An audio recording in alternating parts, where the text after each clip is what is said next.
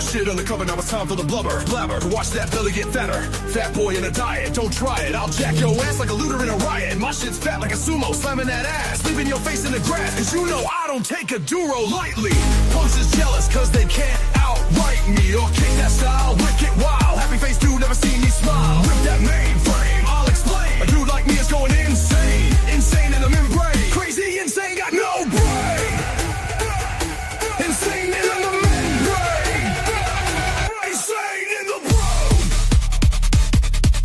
What about now? Is everybody happy and smiling? Oh, what do we have next? Let's try and be cool, yo. Go on, everybody, let the music take control. Power and the money, money and the power. Minute after minute, hour after hour. Everybody's running, but half of them ain't looking. It's going on in the kitchen, but I don't know what's cooking. They say I gotta learn, but nobody's here to teach me. If they can't understand it, how can they reach me? I guess they can, I guess they won't. I guess they frontin', that's why I know my life is out of luck, fool. Alright, Coolio, I see what you did. But is everybody in a good mood? That's what we're shooting for. How about one more? Right. Let's go! Pack it up, pack it in, let me begin. I came to win, battle me, that's a sin. I won't ever slack up, punk you better back up. Try and play the role and yo, the whole crew will act up. Get up, stand up, come on! Come on, throw your hands up if you got the feeling, jump up. Touch the ceiling mugs, let the funk flow. Someone's stuck in junk, yo, I bust them in the eye and then I'll take the punks, oh. Feeling funkin', amps in the trunk and I got more rhymes than his cops at a Dunkin' Donut shop. Sure enough, I got props from the kids on the hill, plus my mom and my pops. I came to get down, I came to get down. So get out your seat and jump around, jump around. Jump up and get... That's not appropriate.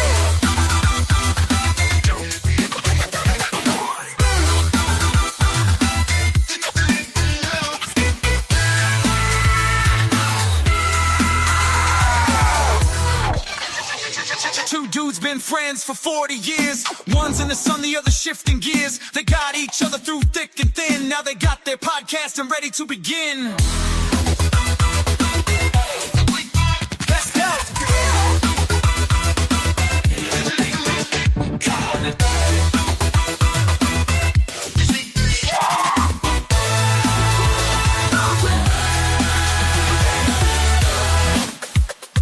Steve in Hawaii catching waves at dawn. Dave in Detroit while the snow falls on. But come Thursday night they're tight again, talking life and laughing like old friends. Steve and Dave, they never parted ways. Different towns but together always. Podcast pals sharing, laugh and chat. Through screens and miles they got each other's back.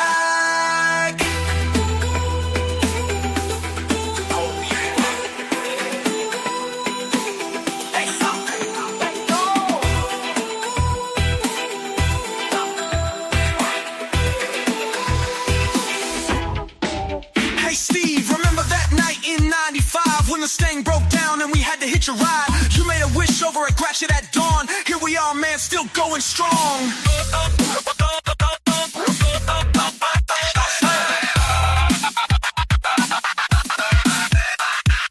Dave, you crazy fool, you jumped that fence. Caught you laughing on the other side, so tense. Now we stream across the world and back. Keeps us young, it's our Thursday knack. Steve and Dave, they never parted ways. Different towns, but together always. Podcast pals sharing, laugh and chat. Through screens and miles, they got each other's back. Welcome to the Steve and Dave Show. Dave's not here, man. Hit that like button. Yeah, smash that like y'all. And let's get this started. Yo, I think Dave is here, man. Oh yeah, you know he's here. Are you ready? 3, 2, 1, let's go. Well, come on, let's go then. What you waiting on? What's that? Oh, there we go. There we go. I was not ready, man. I lost track of time. I was doing some work around the house, and then I'm like, shit, what time is it? And I'm like, sat down right at start time. What's up, Bundy? Mr. Bundy in the house. Yeah, Bundy. Wildlife. What's up, Wildlife? Pat Evans. And then there's 7 others. Who else is here that's not talking? Mr. B. Oh man, We were just talking about you, Mr. B. See, we man summoned crush, them on Sunday. man crush. Here's my man crush. Oh, yeah. I can't have a man crush on Mr. B because he's me and Nina's son. What We you say? we adopted him. So, oh, speaking of sons, happy birthday to my son Damon Harloha. 227, February 27th, 1993. My son was born. You remember that night? I remember that night. I remember the motel we were partying at over on Telegraph Road there. I don't know what you're talking about. Never been there, man. Party? Don't I even know. never been to a party. Motel. I've definitely never partied at a motel. What the hell? Yeah, what happened there? What's up, Snooks? Good to see you. I know you're about to yell at me because I didn't say hi yet. Hey, there's Snooks. I have Snooky. 62 tabs open right now.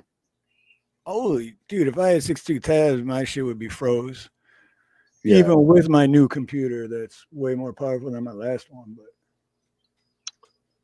Shout out to Snooks for always coming and being here. Appreciate you. Lisa Anderson's in the house. Trumpula. Count Trumpula's here. Yeah. Everybody knows Count Trumpula. Yeah. Isn't that the gay vampire? Just No, but whatever you do, don't ever go and see Dr. Acula. Did you ever see the Blackula? It's like Black Count Dracula. It's real. It's like a movie. No. Yeah, Blackula, man. It's real. It's a real deal. Sounds like a role for Wesley Snipes. So, guess who died today? Oh, man. Who? Gene Hackman, man. They found, listen to this. They found Gene Hackman, his wife, and 2 of their dogs dead. In the What? house. And there was 2 dogs that were alive. They had gotten out the doggy door, but everything in the house was dead. And they're saying it's suspicious. And I was just reading the story. It just came out like a little bit ago. It's bizarre. Yeah, Gene Hackman, you know, Superman and what else? Yeah, he's a great actor. He's played a bunch of great roles. Yeah, what's he known for? Superman for sure, Lex Luthor. And then he was in that one with Will Smith. Oh, yeah, that one. Yep, I know which one you're talking about. I can't remember the name, though. Where they stuffed something in his bag on accident, and then the guy and that was a great movie, too. Oh, it was great. I got it pulled up here, but like I said, I have 62 windows open.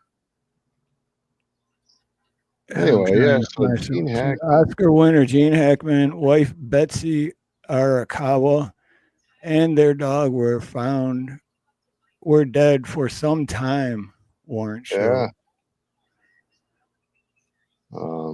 Oscar winner Gene Hackman, his wife, and one of their dogs were apparently dead for some time before a maintenance worker discovered their bodies at the couple's home in Santa Fe, New Mexico. The bodies were found Wednesday. Denise Avila, a sheriff's officer spokesperson, said there was no indication they had been shot or had any wounds that would indicate foul play, but Santa Fe County Sheriff's Office detectives wrote in a search warrant affidavit. Investigators thought the deaths were suspicious enough in nature to require a thorough search and investigation. Hackman, 95. That's what I was hoping you wouldn't say, because I was going to ask anybody in the chat how old he was, how old they I wish I wouldn't have said it either, because I would have. If you would have been like, dude, I'll give you $5 million if you can tell me how old he was, I would have never got it. Plus, he was in, I don't know if you guys remember, I think it was like The Quick and the Dead with Sharon Stone. And like it was basically he had killed her father when she was young. Like he was hanging the father, but he gave her the gun and said, "If you can shoot the rope, I'll give you so many shots to save your dad." Oh yeah, And then she like she shot, but she accidentally got the dad, and he said, "Don't worry, none of this is your fault." I do And remember then, that movie. That was, yeah, what yeah, was it? so The Quick and the Dead, I think.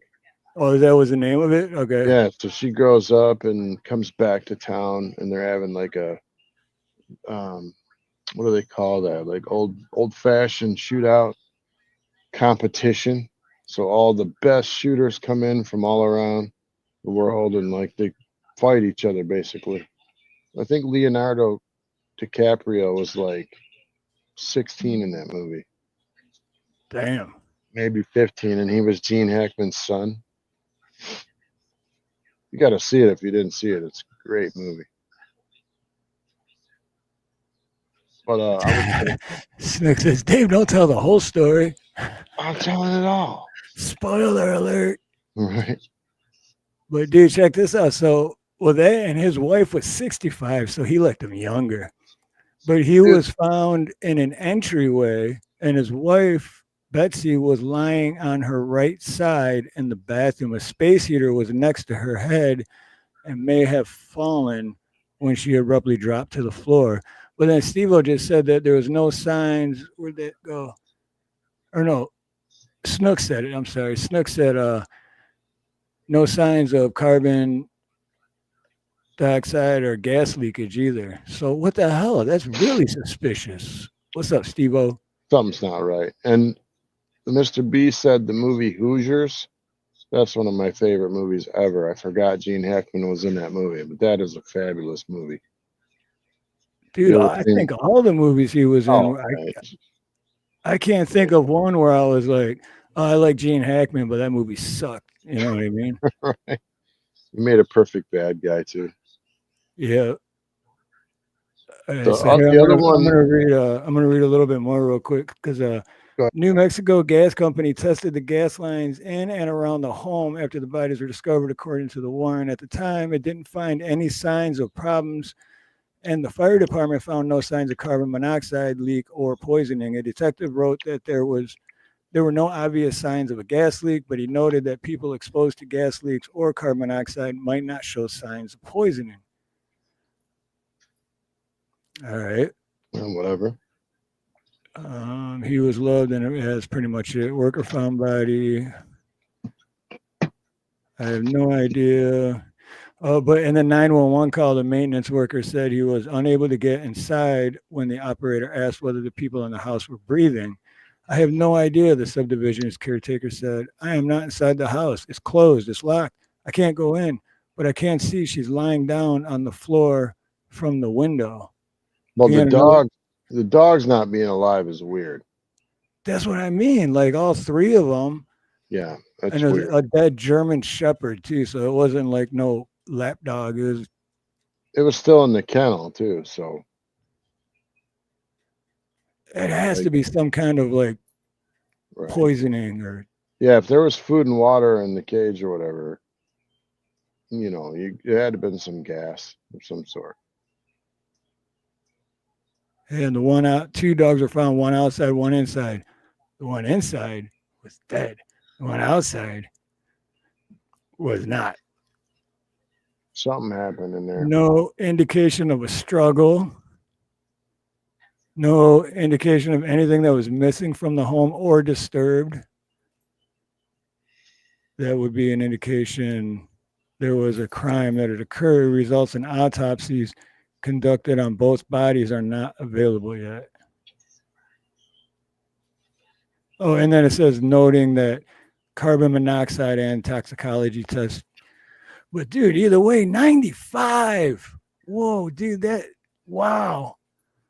I would have never guessed that, man. So yeah, that's one of the stories floating around. Never would have guessed he was with. I didn't know like his girl was Chinese either or 65. I didn't know nothing about any of that. Even though she was 30 years younger, I'd have never guessed he was 95. I would have guessed he was the same age as his wife, 65. So, I mean, it says New Mexico Gas Company responded. As of now, there's no signs or evidence indicating there were any problems associated to the pipes in and around the residence.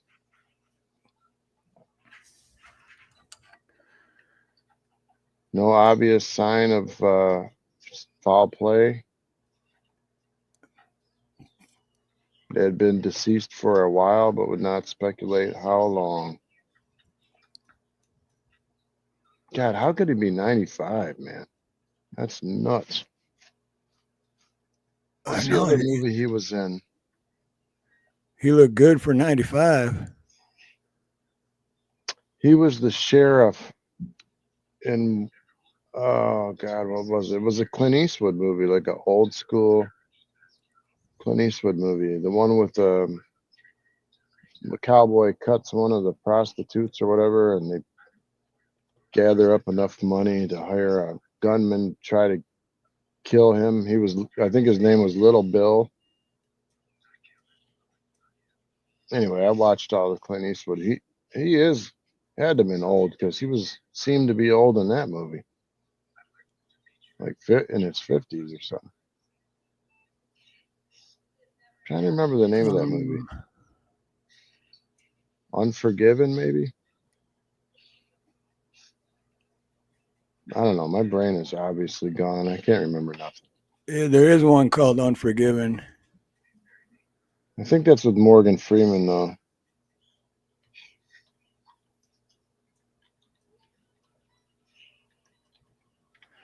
I gotta go to the Google.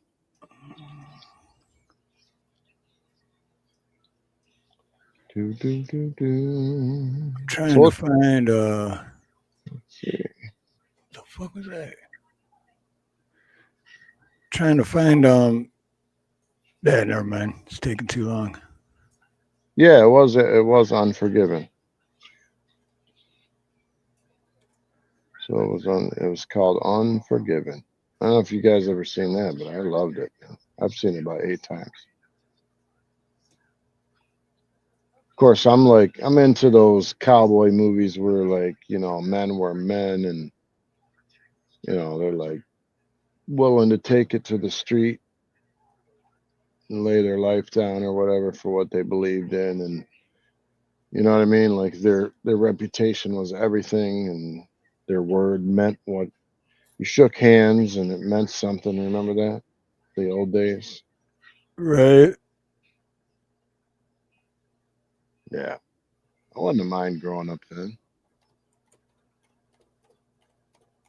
I probably would have been addicted to laudanum. I'm not going to lie. Addicted to what? Laudanum. Like that. You remember I was talking to you about laudanum? It was like a pain reliever they had back then. It was like opium mixed with like 3 other things. Morphine.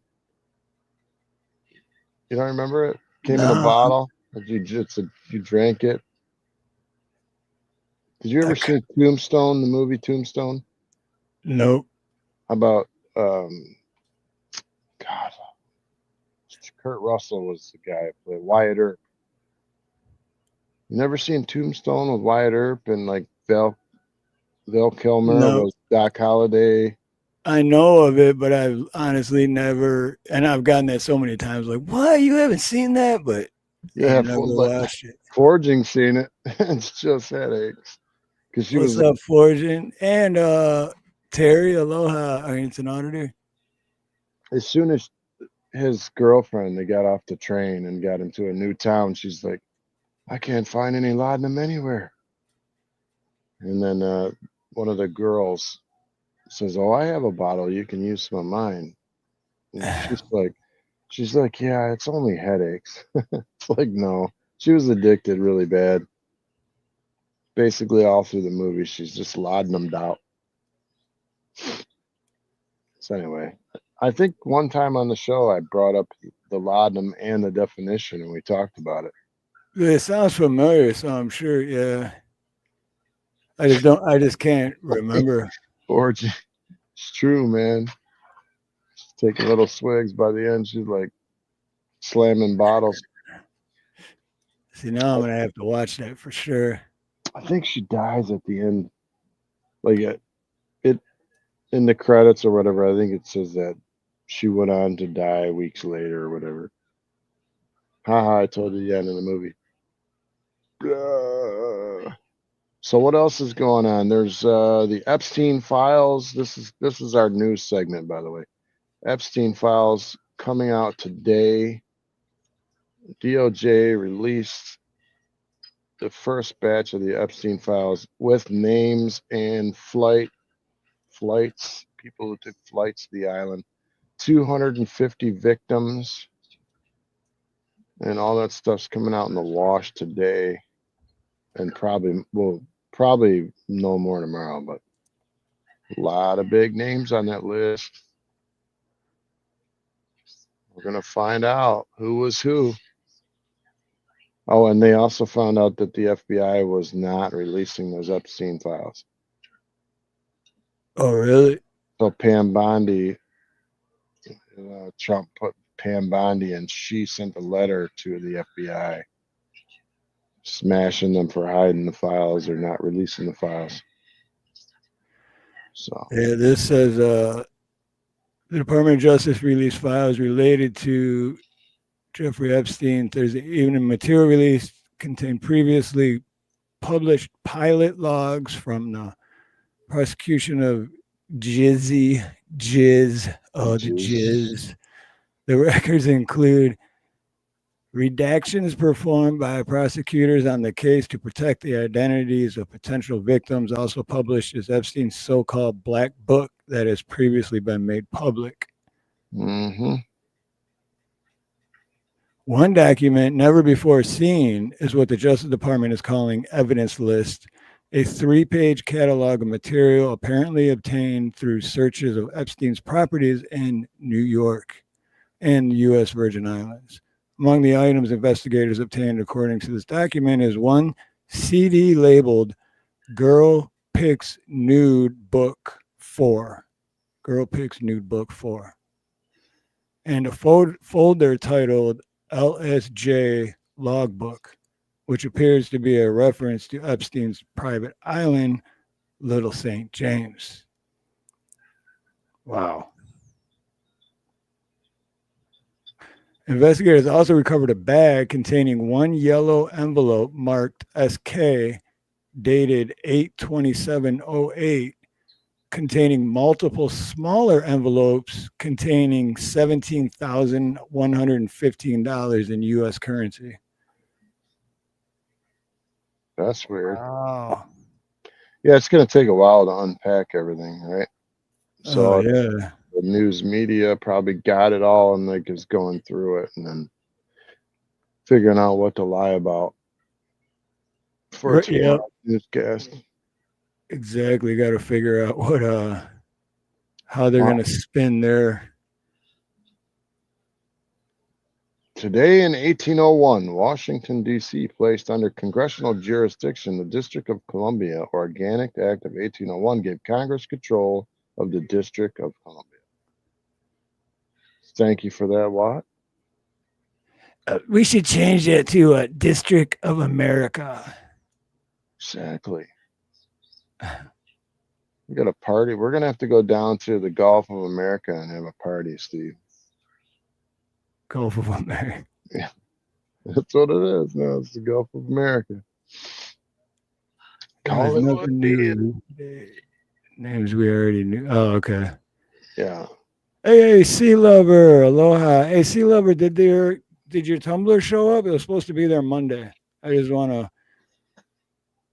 I heard from DJ Sugar Sweets, so I'm not sure if she got hers, but I just want to make sure you got yours. I forgot to get a tracking number, so. Oh, received Tumblr is beautiful. Thank you, Anina. Okay, right on. So that means that DJ probably got hers too then. Lot Lifes will be there in 5 days. Should be there 5 days. Today in 18. In 1827, a group of masked and costumed students danced through the streets of New Orleans, Louisiana, marking the beginning of the city's famous Mardi Gras. No shit. That was 1827? Right. Party party at Creeks. Hey, Exactly. aloha, Lele J. What's up, Steve-O? Good to see you, my Emotional friend. damage. All right, continuing on the news for all of you who missed it, Gene Hackman was found dead with his wife and dogs in his home at the age of 95. Epstein files have been released. What was the next one? My next news is U.S. and Canada conduct air defense drills in Greenland as Trump pushes for control. So remember we were talking about he was going to try to take Greenland? Yeah, I thought that was just like a joke or just I like, thought it was a joke, but they're doing air defense drills. Doesn't oh mean shit. anything. I mean, you know what? If you look at Greenland on a map, it would be strategically awesome for us to own that, but you can't just take it. Right. Well, why not? America's taking everything else we already got.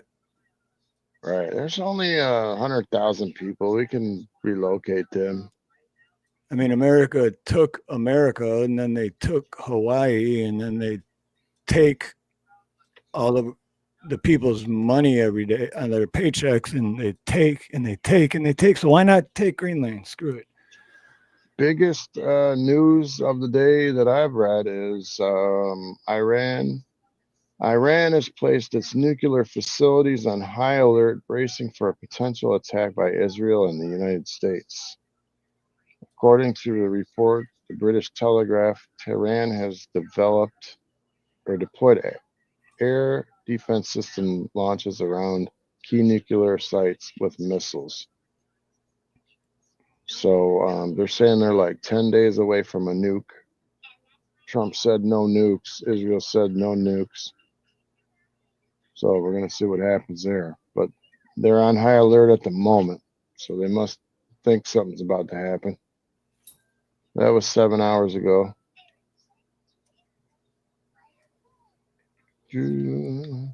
I really hope I hope they blow them up, dude. Not personally, I don't care.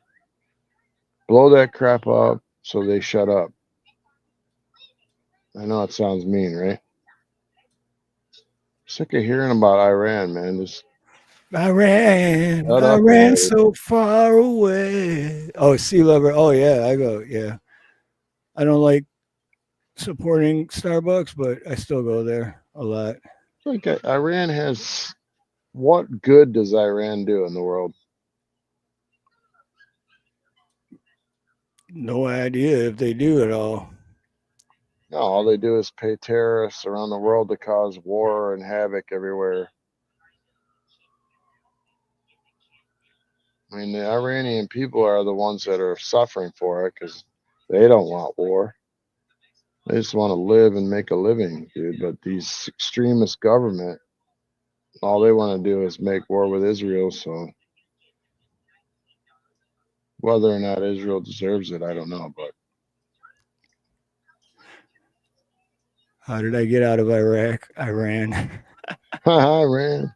Let's see. No, I agree with Snooks. Well, one, I agree with Snooks. Yeah, we shouldn't be worried about overseas issues. We should, but two, it's there's always going to be war because that's how they make money, Well, it and that's affects what it's us all about. because we have military bases all over the place now over there. So we have to protect our interests. So there's no getting out of it, right? Unless you take our soldiers out of the Middle East, like and close our bases. We have to protect them. Says CNN says U.S. intelligence agencies believe Israel is likely to strike Iranian nuclear facilities earlier this year. Early in this year.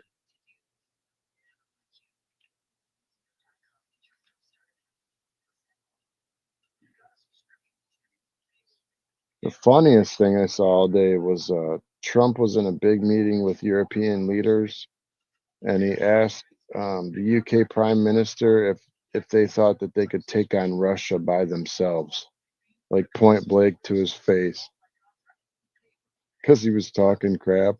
And he's like, "Do you think you could stand up to Putin by yourself?" Right on the it's a huge news conference. I don't know if you want to find a video on it, but it's pretty awesome. He's just like, well, no, that's why we have you guys as a partner. And he's like, well, you guys can take care of yourself. Trump's like, you guys can handle this yourself, right? I think he was making fun of him. Probably. Because they don't pay their way, you know what I mean? Let's see. I got the video. All right. I only caught half of what you were saying because Nina just got home and I had to say hi because she was gone for 2.5 days. Oh, dang. She was on the Big Island. Very, very big island. Hey, Sharon Mercier. Yeah, pull it up. I'm going to pull it up. I'm going to pull it up. Pull it out. Hide your eyes, kid. Always pull out. You should definitely come, but pull out. Hide your eyes. Where's it at? There it is. Troops are in Ukraine keeping the peace and get attacked by Russia. Will you come to their aid? If the British people are in Ukraine and they get attacked, If British soldiers in Ukraine. So British soldiers I've go always to found about the Ukraine. British, they don't need much help. They can take care of themselves very well. You know what? No, it sounds like it's evasive, but it's not evasive. You know, the British have been incredible soldiers, incredible military, and they can take care of themselves. But if they need Oh my God. Flipping ads. Are you kidding me? Damn you ads. Just watch it. need help, I'll always be with the British, okay? I'll always be with them. But they don't need help. You look at their career, you have done very well over the years, haven't you? We have. I'm very proud of our country. And we've also always been backing each other up between our two countries. That is why this is the greatest alliance for prosperity and security I think the world has ever seen.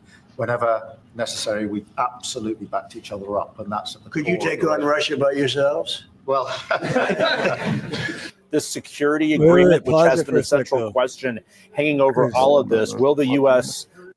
It went away. Oh, no, it didn't. Okay, because my ADD. Oh, now it went away. I want to know what that shoe was in the top corner. It said the best men's shoe for walking and standing all day. each other up, and that's Talking about the you actual video, or No, in the top right, not the video, but next to it, like the average. There was right there. There was a shoe right there, and that caught my eye. And I was, anyway, all right, back to British and anyway. But you hear what he said? They're like, would you back British up? Like the British are talking about putting troops in Ukraine. Russia is not having it. They're like, if you put them in, you're screwed. You're crossing a red line. And then Trump's like, basically like backing up from it, saying, oh, you guys can handle it. You can take care of it yourself. If you want to throw your troops over there, I mean, I guess we'd try to have your back, maybe. But then how quickly that prime minister's like, oh yeah, but you're going to back us up. That's why we back each other up. But then Trump's like, hey, could you take them by yourself? I think he just was making them look stupid.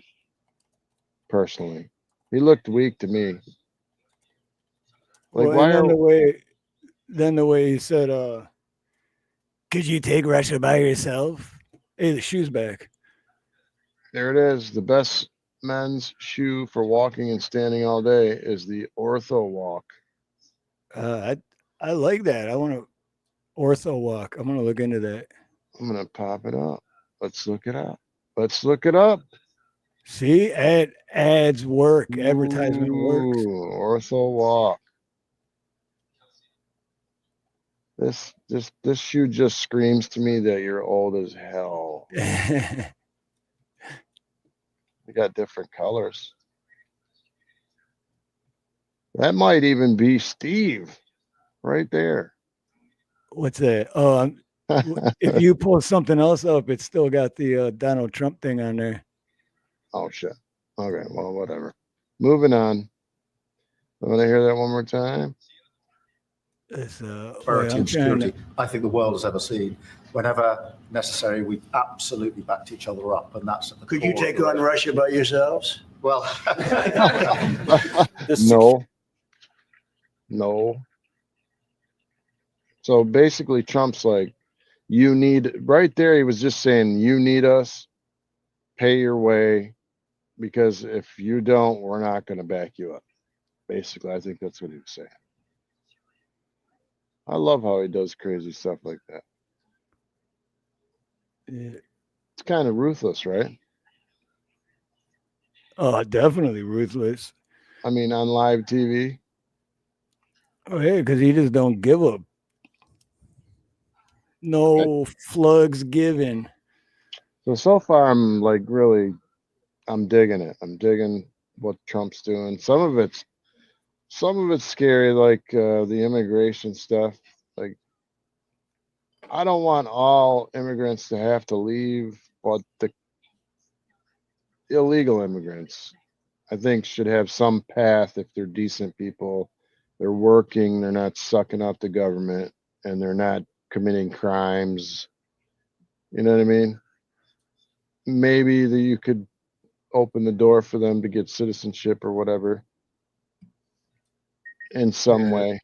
I just want the government to stop sucking off of we the people, you know, like I mean, stealing our money and making up stupid laws that make us have to pay more money. And I've never felt that way. Honestly, I've like just ship them all back. That's what I've been like. But I was thinking about it today, like seeing people in my neighborhood, and they're nice people and everything, you know, and they go to work every day. They're making money. They're paying their taxes. So if they are here illegally, but they've been here for 20 years, are those the people that we should be focused on getting rid of, or should it be obviously the criminals and drug pushers and people living off the government? I don't know.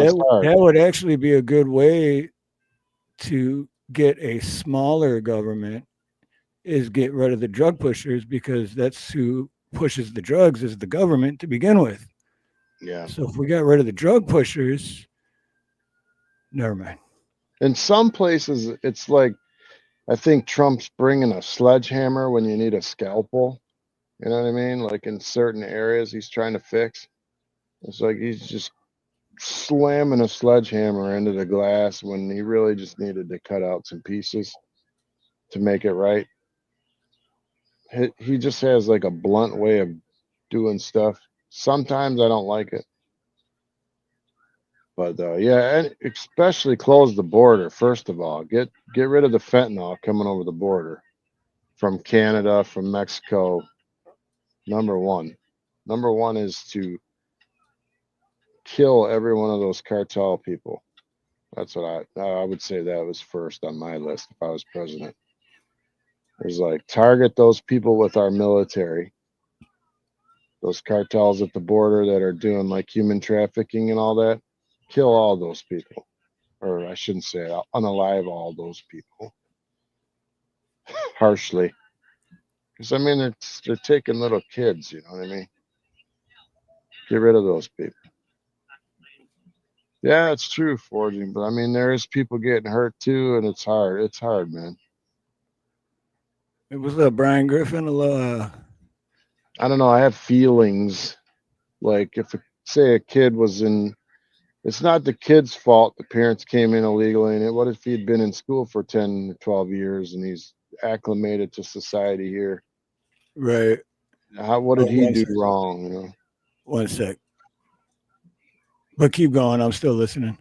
Oh, what is that picture you got going on there? Einstein with a cigar? Anyway, what's up, poor dirt farmer? I don't know. What do you guys think about that? This immigration thing, illegal immigration. I mean, I agree we got to take care of Americans first. But what do you think about like the people who've been here 20 years and they work hard and paying their taxes? You think we should ship everybody out no matter what? Or make exceptions? So I'm like, it's kind of like a moral dilemma for me. And like, if you do kick like a 12-year-old out of the country and they have no place to go back to, I don't know. It's just for me, it's a moral thing, moral dilemma. What do you guys think? I'm not seeing no comments. All right, so where were we? North Korea. Kim says it's. Wait, hold on one sec. Hi guys. Hey, Nina. Hi, I'm tired. She just got home from not being here 2.5 days, and now she's leaving. So. My sister has the hotel room, so we're gonna go hang out at the jacuzzi. And I'm gonna stay here with no jacuzzi. Who's that, Mr. B? I All right, always guys, act. you guys have fun. Bye-bye, Nina. Have a good night, good time. So William Grammer says no exceptions. Illegal aliens must be deported. Snook says she's conflicted about it as well. We need to take care of our kids and our vets. I get that. Watt says the very definition of a cartel, our own government, is in fact a cartel. Leela says close the border and keep them closed for a while. Let American people enjoy America for a while by ourselves. There you go. So the consensus is see ya. Steve, you there? I thought you were back. No, I'm here. I'm here. Okay. I thought you were back because I was watching the YouTube side. Anyway, Bonnie says, I hate to see people that work and contribute to society. They should be allowed to be an American. I agree. Like, put those guys on a path to citizenship. And if they acclimate to society, they speak English, and they're paying taxes, I don't see why we shouldn't try. But how do you know, you know? Let's see. Gigi says, isn't it also about time the entire world cares for one another? Just saying. We are the world. Good point. We are the children. We are the ones who make a brighter day. So let's start giving. I'll tell a story. I'm going to tell the story. I never wanted to tell the story, but I'm going to do it anyways. So I used to go to church back in the day, way back in the day, and I met this guy named Oscar, and his girlfriend was Kathy. Met them for a while. They were going through hard times living in motels, but they were really cool people. They were working. Kathy was from the United States. Oscar was here illegally. No social security card or nothing. What a bad man. What a bad man. We got to know him really well. I had him over to the house, and Kathy came over. She made us like the bomb Spanish food, man. Just like enchiladas for days, shredded the chicken, boiled it, shredded it.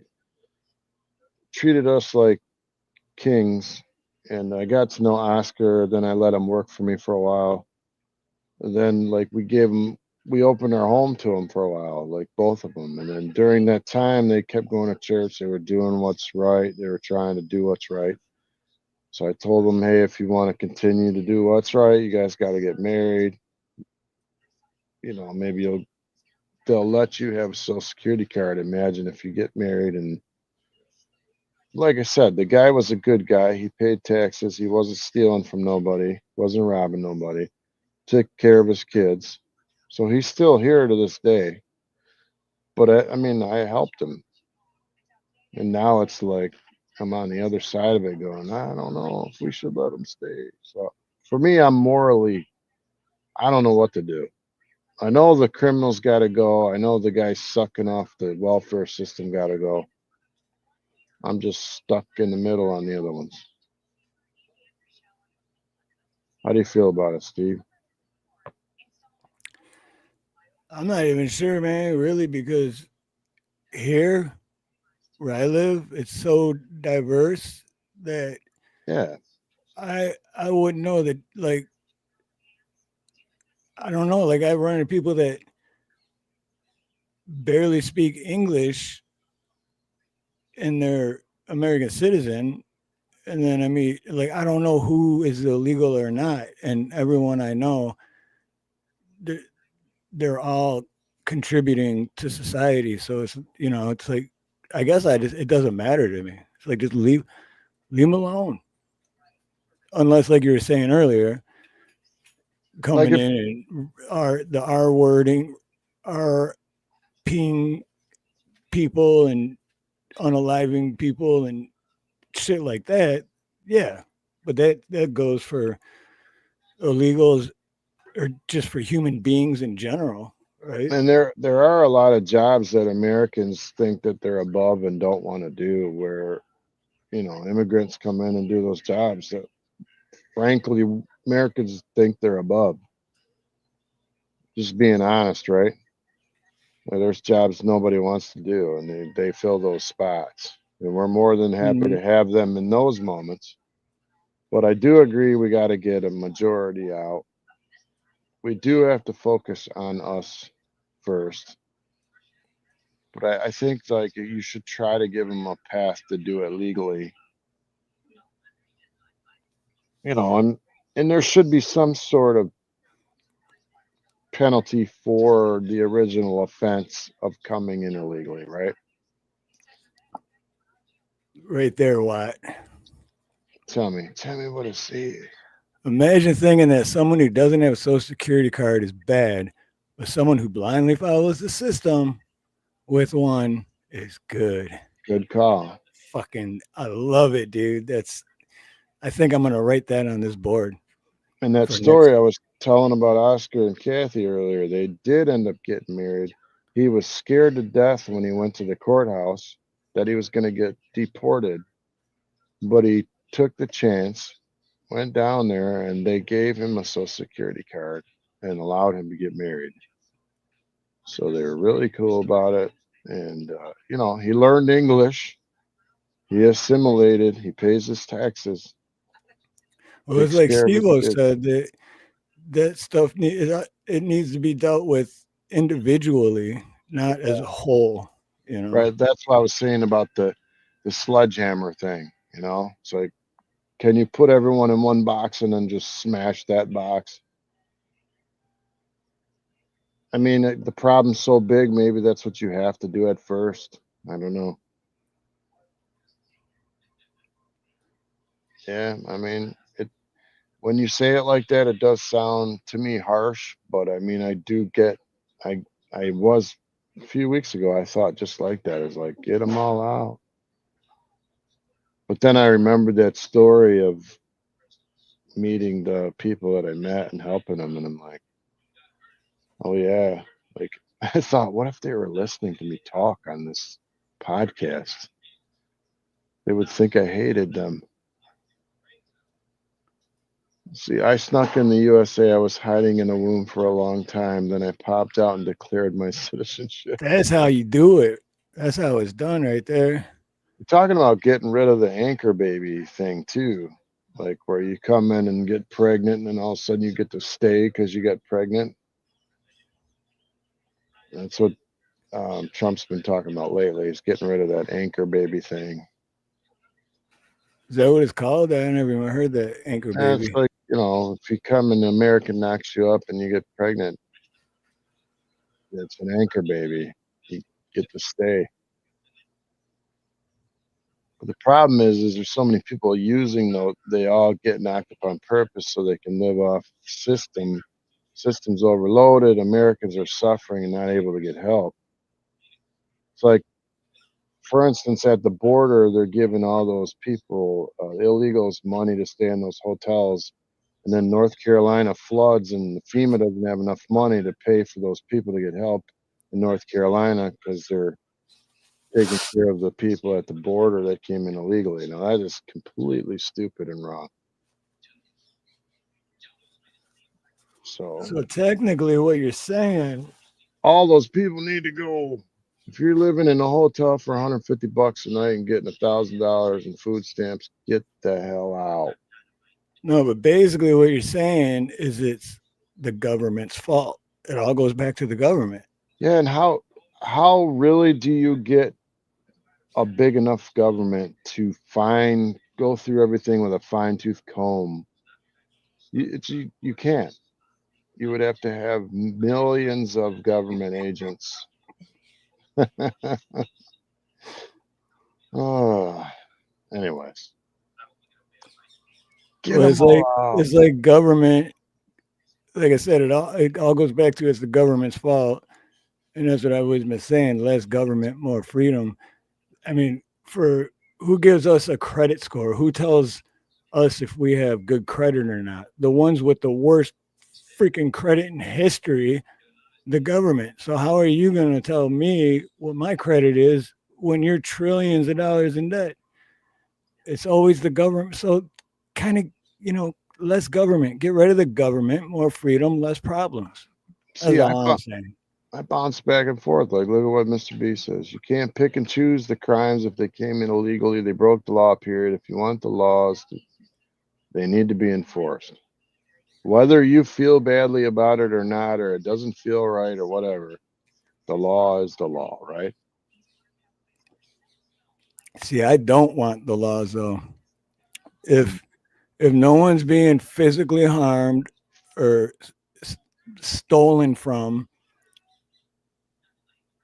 or there's no victim, then there should be no law.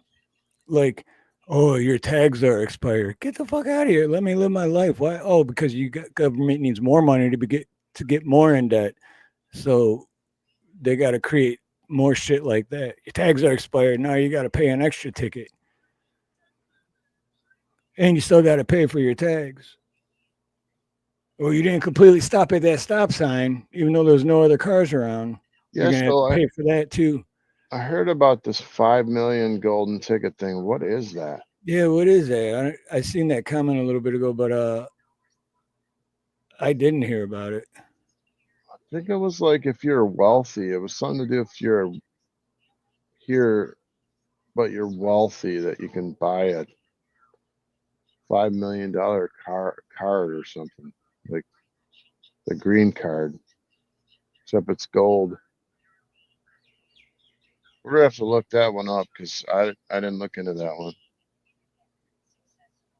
This one's yours, Steve. Yeah, different than them just coming over the wall.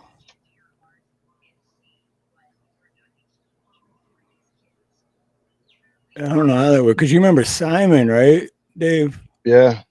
Simon. He was in Michigan on a visa working, and then his visa was about to run out. That's why him and Brandy got married a year earlier than they were originally going to get married, so that he could become an American citizen and then wouldn't have to worry about his visa, right?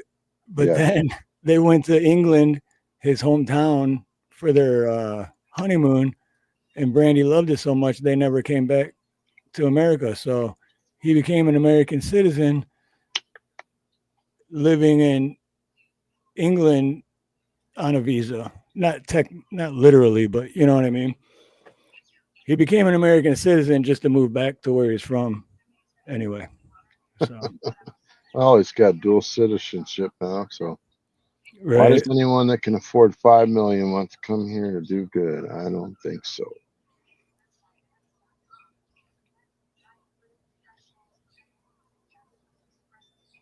Well, Brian, you're a goof, according to William. Hey, Brian said, hey, Sean Ellis, aloha, brother. How you doing, man? What's up, brother? I better get a lot more than a plastic card. Is it real gold or just plated? Right. Yeah, kind of like the Fort Knox or whatever, all the gold. last time that it was audited, it was like the 60s or the 70s or something. That's one of my news. That was one of my news segments. Let's do that one. Let's go on that one because I'm interested in that one. What's coming up next? Next. Oh man, where did it go? It says this story's unavailable now. Of course. What, but anyway, what made me think of it, because Brian Griffin said, is it real gold or plated? Because that's the thing. Like, even if they did audit and be like, yes, there's gold. It's like, how do you know that's real gold? I mean, it could just be a piece of lead, gold-plated piece of lead, you know? I mean, I want to see that. Who doesn't want to see that? I want to know if that gold's still there. And what happens if it's not there? And I want them to make sure that it's real gold and not just gold-plated lead, or like trying, you know, like, because how often do you see a gold bar? Like, how do you, you know, like, to actually test it and make sure that it's solid gold?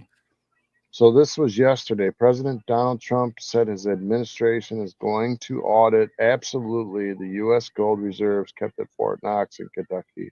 We're going to go to Fort Knox, the fabled Fort Knox, to make sure the gold is there, Trump said Wednesday on Air Force One.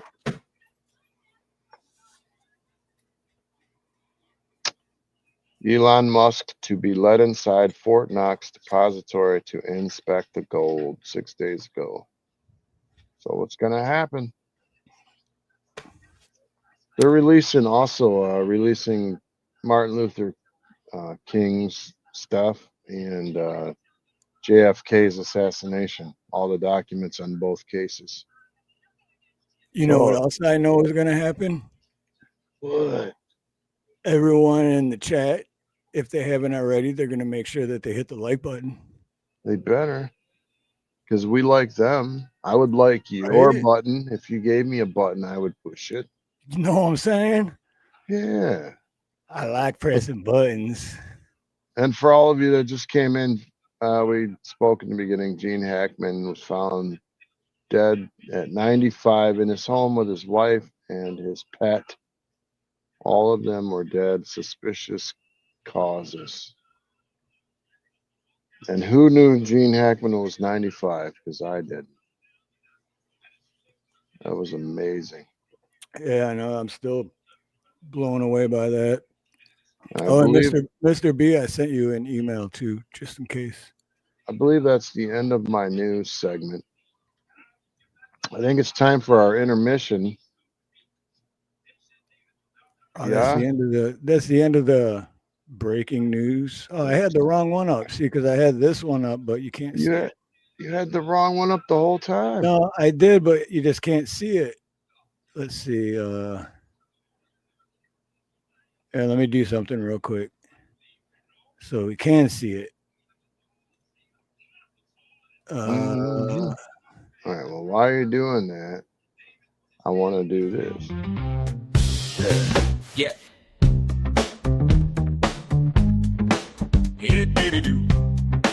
That football news. You do.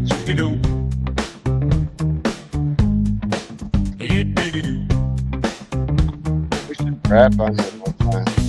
How just one time, like the old days. Standing alone in a world that's so cold. 7-inning stretch. Maybe I'm just too demanding.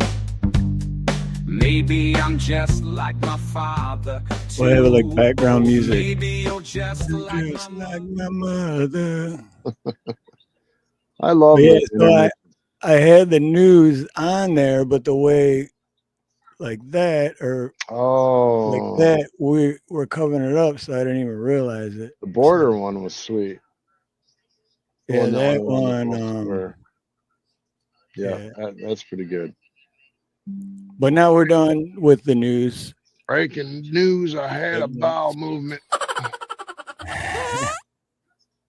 Oh, squeeze me. Yeah. Squeeze me. So Kettleheads, barbecue, and beer. Aloha. What's the next holiday we got going on? Is that St. Patty's Day? Is that the next one, or is it? I think so. I think it is. I think you're right. Patty's Day. The last St. Patty's Day I remember when you were here with your dad, and we met at Kelly's Irish pub over on Telegraph. I remember that bar very well. Do you remember that?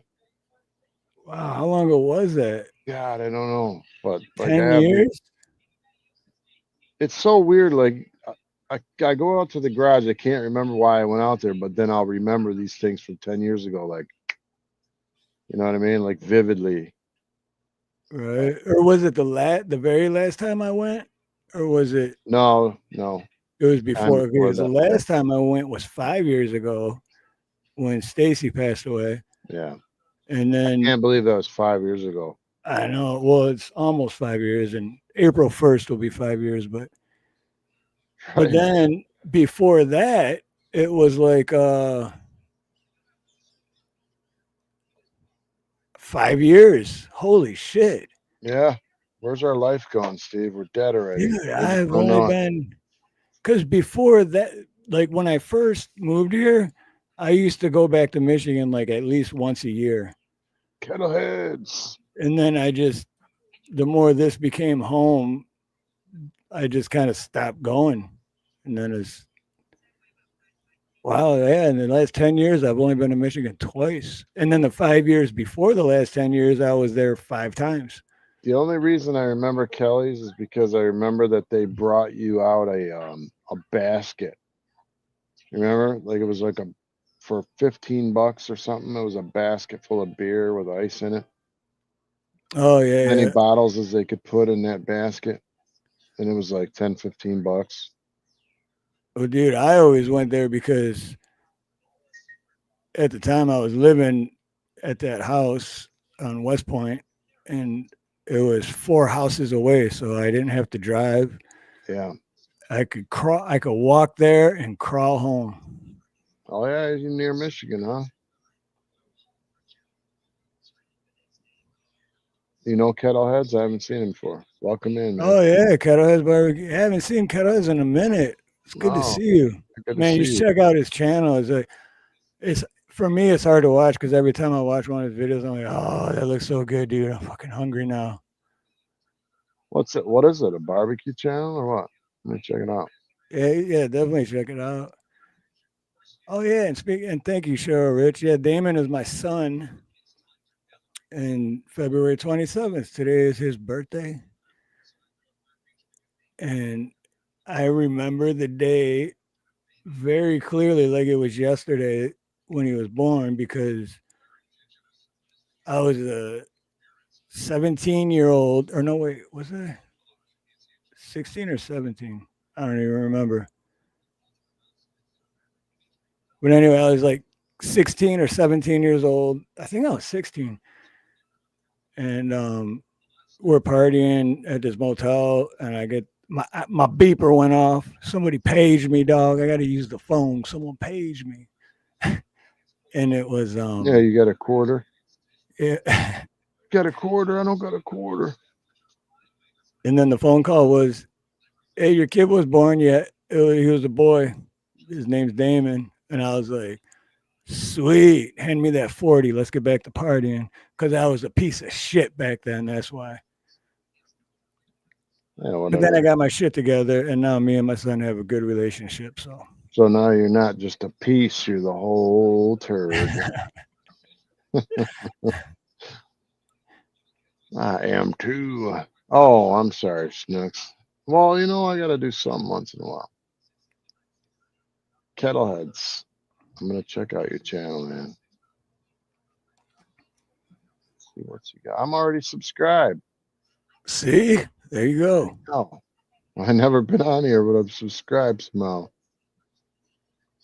You must have told me he was good before, and I just forgot to check it out. Oh, yeah. Yeah, good probably. Steaks, bro. You're already hungry, aren't you?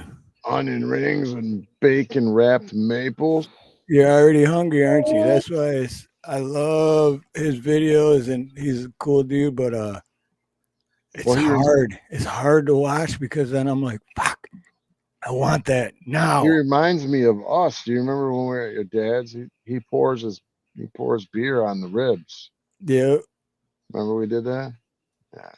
That's why when it says I'm close to Michigan, I wasn't surprised at all. I was like, all right, that makes sense. Makes a lot of sense. Cheryl, smack Snooks for me, please. It's being mean to me. I'm not even going to respond to your comment, ma'am. So what else is going on? How's the Hawaii weather? It's been pretty good. It's like 42 here. It was 42 here and sunny, and I was outside in my t-shirt. I was outside all day. It was like it was right. See, that's what I was saying last week. And why were you in your t-shirt? Because it seems so nice. Because a week ago it was -5, right? So now 42 is like, oh my God, it's so nice out. But now imagine if a week ago it was 90 degrees and then all of a sudden it's 60 degrees. So let's reverse it. Then you're going to be like, fuck, it's got cold because you were used to 90 degrees. See what I'm saying? So it's the same thing. Your body is so used to the -5. And then when it gets 40, you're like, I'm fucking wearing shorts, dude. It's beautiful out. Look at this comment. Not Republican nor Democrat. I'm not socialist nor communist. I believe in Brianism. Now I'm going to go out and pee on a tree. I love that. Why not? Why not? I made you what? Wait, what? I made you choke? Well, that's good. I've done my job.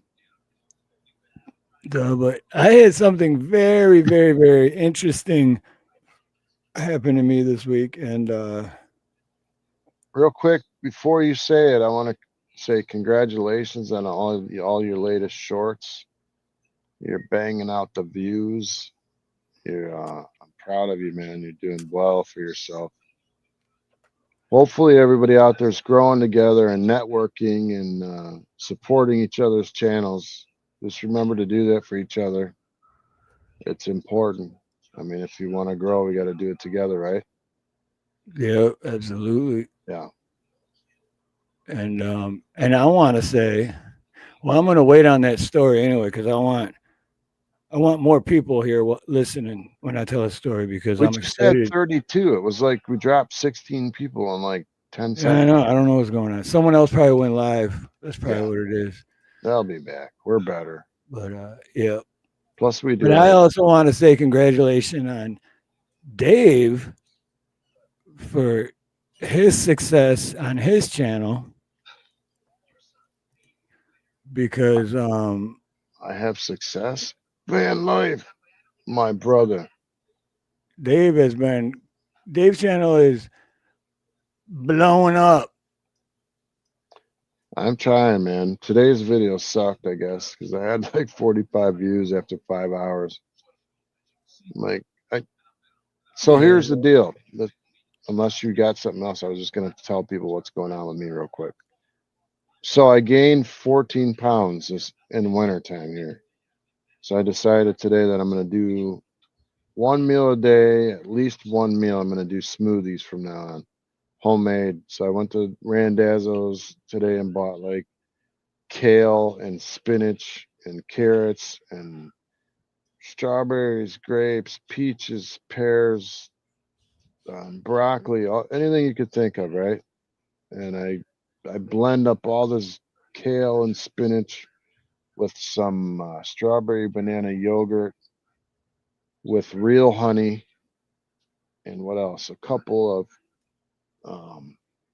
like a half a cup of protein powder, vanilla, and then 1 scoop of peanut butter. Oh my God. So what I'm getting at is I'm going to try to get in shape because this is what we do every year, right? In Michigan, Steve, is as we feel it getting warmer, we feel this need to get in better shape because summer's coming. You know what I mean? We're going to be at the beach or whatever. So we're starting to try to get that bod back in shape a little bit. So anyway, I'm starting this new juicing / smoothie diet. I'm going to try to lose about 20 pounds so I can try to get my blood pressure down some. Right. Anyway, that's And so that's why I made that crazy. Life expectancy is longer in Hawaii because same thing, but there is no winter, so it's year round. People are just trying to do that year round because they going to be going to the beach any day. Yeah, man. I mean, I tried the carnivore, dude, but I tried it. But what happens with me as a carnivore, man, is I start eating a pound of bacon. I mean, I know they say that it works. You can eat all the meat you want, but it didn't work for me. Like, I can't eat no pound of bacon. I mean, I could eat the pound of bacon, but I'm going to die from cholesterol. I don't know how the BP could go down with like a pound of bacon. Right? I'm not sure. All I know is I love bacon, and I've never had to worry about gaining weight. Snips, don't lie to people. You know you want to see that. You want to see it. I snap one. Every time I go to karaoke, I snap a song. 30 days minimum. Okay. Oh, yeah. Oh, you know what, Steve? I was going to mention that earlier, but we were still going over into the news. I am still going to post it on my channel because I was listening. Like I've said this before, but I always listen to Axe and Nacho every Monday and Wednesday. A lot of times I don't leave comments because I'm working, listening with my earbuds. And then I heard Steve-O come up on panel and then shared the video that I made of the rock garden. So, and then I heard everyone how much they liked it and and I'm still not happy with it because I know I could have done better, but I'm gonna post it to my channel soon. So, question: where the hell is Nina going? Oh well, her sister's here from Arizona. Oh, okay. And her sister's leaving to go back to Arizona tomorrow, and I think her sister came Sunday, and then Tuesday, her and Nina and her sister and their Ma, went to the Big Island to visit Nina's oldest daughter and the grandkids. Now, is that when you go to the bigger island? Isn't that a flight? Yeah. Okay, so you got to take a flight.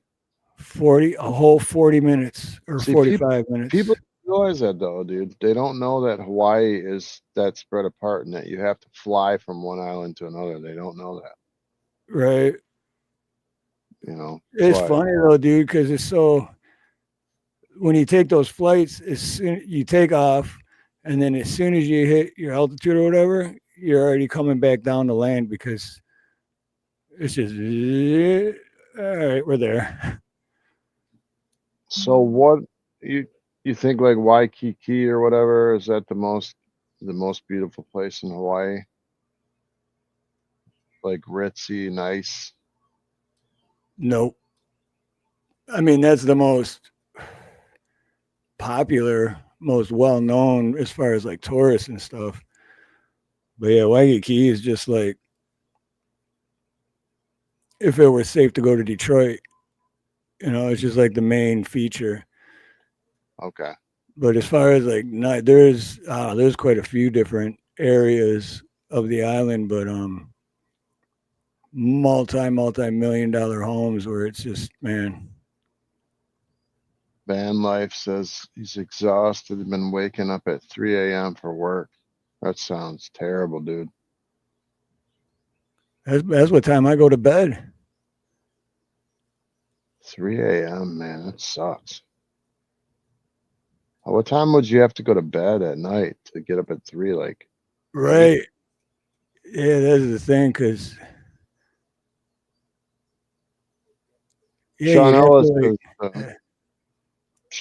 says Waikiki is the Hollywood in Oahu. Right. Yep. Okay.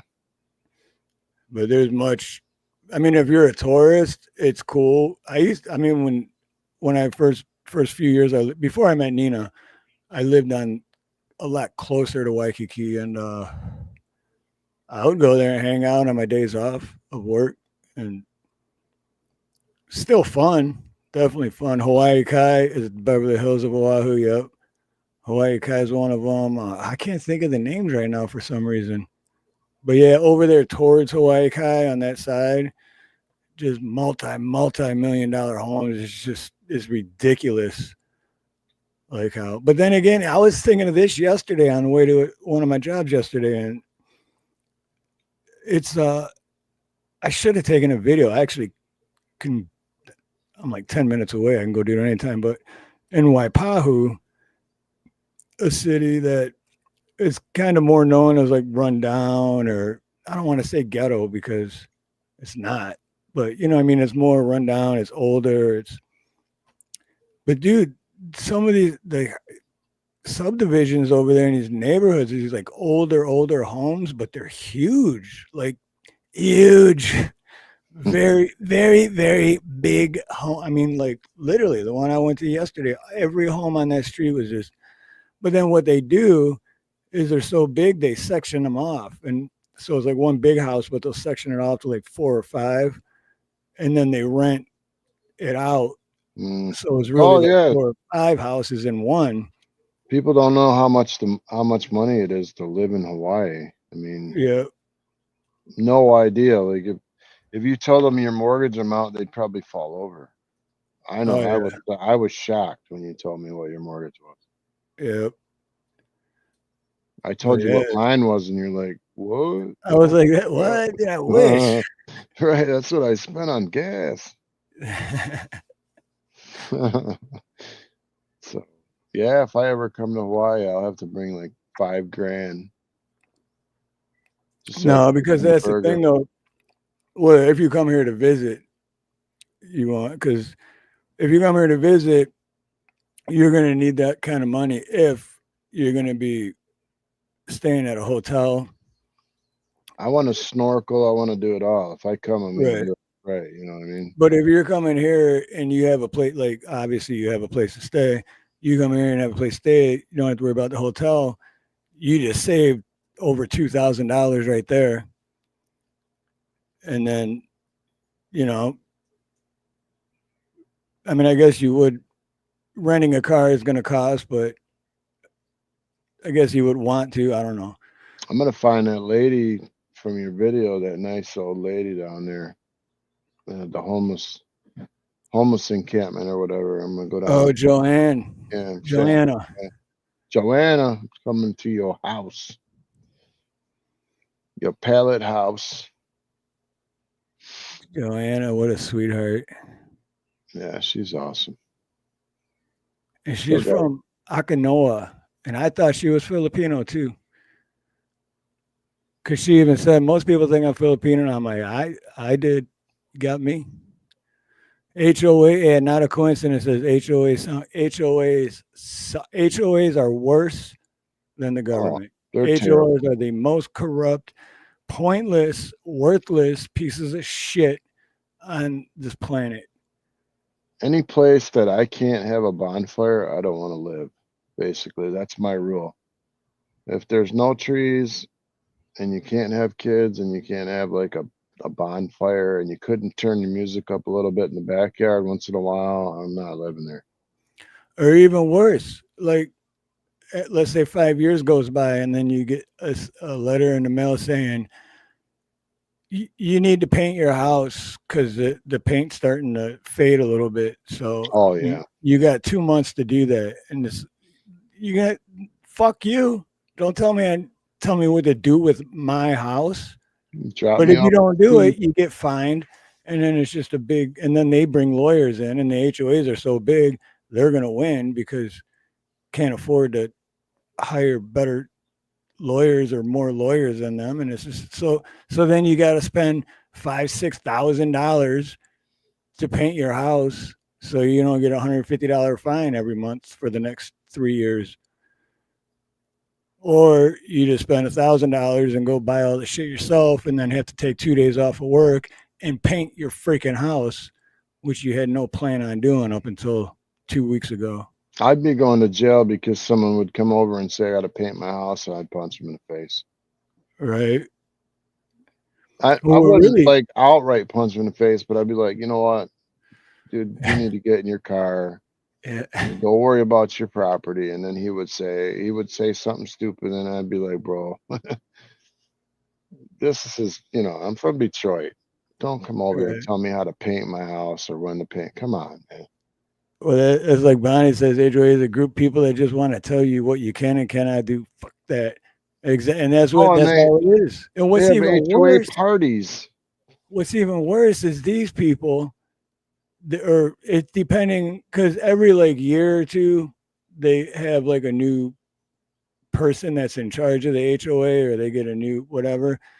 But the last one we had, this bitch would I want to say the C word because she was that bad, but this bitch, she would park at the entrance of the subdivision most of the time and just sit there and do nothing. So it's like, okay, so you're getting paid to fucking watch shit on your phone and shit. But then what she would do is, instead of doing what's supposed to be her job, she would put a GoPro camera on the side of her car and just cruise every street up and down throughout the whole subdivision, and then go home and then just go through the GoPro and then send people all these violations or whatever, because you have 5 lawn chairs on your front porch patio, and 5 is one too many, so you have to get rid of one. Otherwise it's going to be considered that you're using your patio as storage, and then we're going to have to fine you $100 for doing that. Like, how about fuck you? How about go find a life and do something with your life instead of being a corrupt piece of shit. I just I was looking at memes real quick of HOA, and it said the first one I looked at that I thought was funny was defund the HOA instead of defund the police. Yeah. Defund the HOA. You should. Creep you know what they did here? Like, because you pay monthly, right? So you have to pay them already. Then when they give you a violation or whatever. Are you in an HOA, Steve? What's that? Are you in a HOA? Yeah. Yep. Oh. So yeah, that's what I mean. It's like freaking. Dude, they must have hated you when you put all them Trump banners up back in the day. Yeah. How'd you get away with that? Well, no, that's the thing, because they really don't do their job. Like maybe twice a month they'll come and cruise around and look at shit, and then that's it. And then they send out their violations or whatever, and then a month later they'll come back and see if it's fixed or not. Then if it's not, then then you have to pay them whatever the fine is, and if you don't, then they have all these lawyers and they'll take you to court. So it's like you're fucked either way. Basically, whatever they say, you're just like, okay, yes, mister, I'll paint my house now. Okay. Fucking jackasses, I hate them. I didn't know you were in a HOA. So you got to basically kiss booty. Yeah, well, that's the thing though, because they really only come once or twice a month. So for the most part, it's not bad. But when they do notice one thing, then they have their eyes on you. Then it's a pain in the ass, because then it's like, oh, great. Now these motherfuckers are out to get me, And that's all it is, too. It's just like, look, respect my authority. That's all it is. It's just some fucking lonely housewife who's got nothing better to do.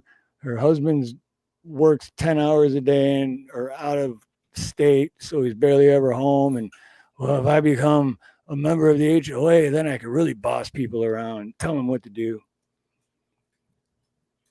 Those are those know-it-all people in school when you're young. Yeah, because it's either that, or if it's a male or a guy, he's like 70-something, 80-something years old, and same thing. He just needs to tell people what to do, and they have to listen to you. And that's it. That's all it ever is. One or the other. Most of the time, it's the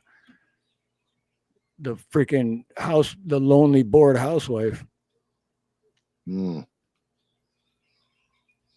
Yeah, because last time it was the guy was like 8-9 years ago, and his name was Robert, and he actually lived in the subdivision, which was worse, and he was old as fuck, and he had one of those scooter carts, like I remember it was red, and he would ride that little scooter thing going like 2 miles an hour, just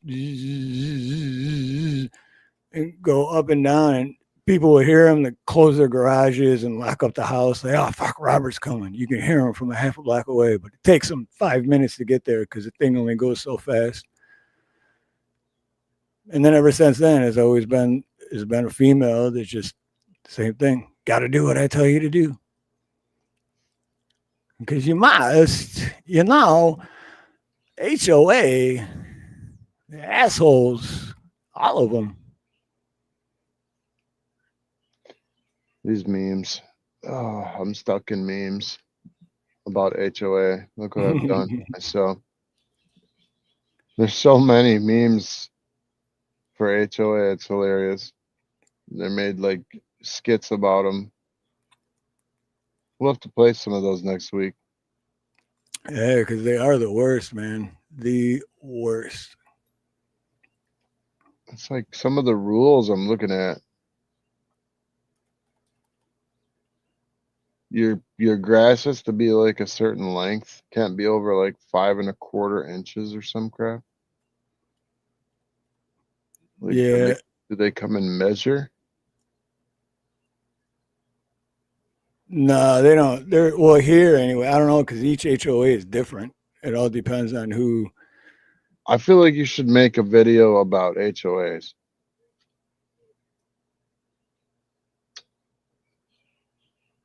About HOA hate in America. That would be a good video. It would. It would be. You'd be out there, like, just have Nina, you'll be cutting the grass, la la la la la, and like you wanted it 5 1/2 inches, and then like 10 people show up and like all over you. That's too long. We said 5 1/4. You could pull out like a Nerf gun and just start shooting all the people. You could do all kinds of cool stuff. Anyway, so what's your secret with all these big shorts you've been putting out lately? People just want to laugh, I guess, right? Well, because because I've always loved comedy, right? And I always got my, I got my top 3, I got my top 5, and then I got, my top 100 just from my entire life. I just love comedy. And then on a lot of lives, if you go over any live for the past 4 years, I'm usually always bringing up like one of the jokes, or, so it's always from a comedian, one of my favorite comedians that I heard, but I never tell the joke is good. And like a week, and well, originally it started with the George Carlin one, because what he was talking about was political and about voting and all that shit. So then I did that, but then I was thinking, because that one was doing pretty good, I was like, yeah, instead of me just explaining these jokes, I'll take the joke and just turn it into 60 seconds or less, a short. And so then I did that, and it just freaking took off. And then like another one, Zoltan, I've been following that guy for like 5 years. And it's one of those things where it's like, I don't think a lot of people know a lot of people do know who he is, but I don't think a lot of people that I know who he is. So then I was like, and then the one joke he did was really good. So I was like, but the hard part is a lot of these jokes are like 3 minutes, 3.5 minutes. So it takes me a good 2 hours to edit it to make it less than 60 seconds, Yeah. Well, it's still, they're working. And you know what the crazy part about it is? So no copyright on the shorts, right? On my channel. And then last week I played the George Carlin one on the live stream. Copyright, even though it was my video. but because it was live stream, that's where the copyright comes in. So this is just an idea. Why don't you do a video with all your little short clips all in a row, like a 10-minute video of just all short, funny comedian clips? I like that. That is a good idea. Yeah. Something good. I'm like, yeah, it was a good idea because I said it. Yo. No, but I mean, I guess people really, I would like to laugh too, man. What did we do when we were younger, man? We were watching Eddie Murphy, Saturday Night Live. We were watching, like, all those guys. I mean, they were dirty as crap. Back then, I didn't realize how dirty they were. But, man, if I watch it now, I'm like, holy crap, I can't watch that around my kid. Eddie Murphy was just on the 50th anniversary of Saturday Night Live. It was like Eddie Murphy, Steve Martin, they all came back like the original cast. It was all right. But you remember back when they first started, they were so funny. I was going to say, when SNL used to actually be funny. I didn't even notice that, Mr. B. Mr. B says they've been waiting the entire show for you to notice and change your name on your StreamYard if you're not. I didn't even notice that, so Mr. B put that comment because it's Dave's not her, man. I was waiting for someone to notice that. Dave's not her, man. He's not her. I can't change it. Yeah, you can. I'm going to have to leave, right? No. Hold on. I got audio, camera, recording, hotkeys, layouts, guests. Here, I'll do it for you right now. How dare you?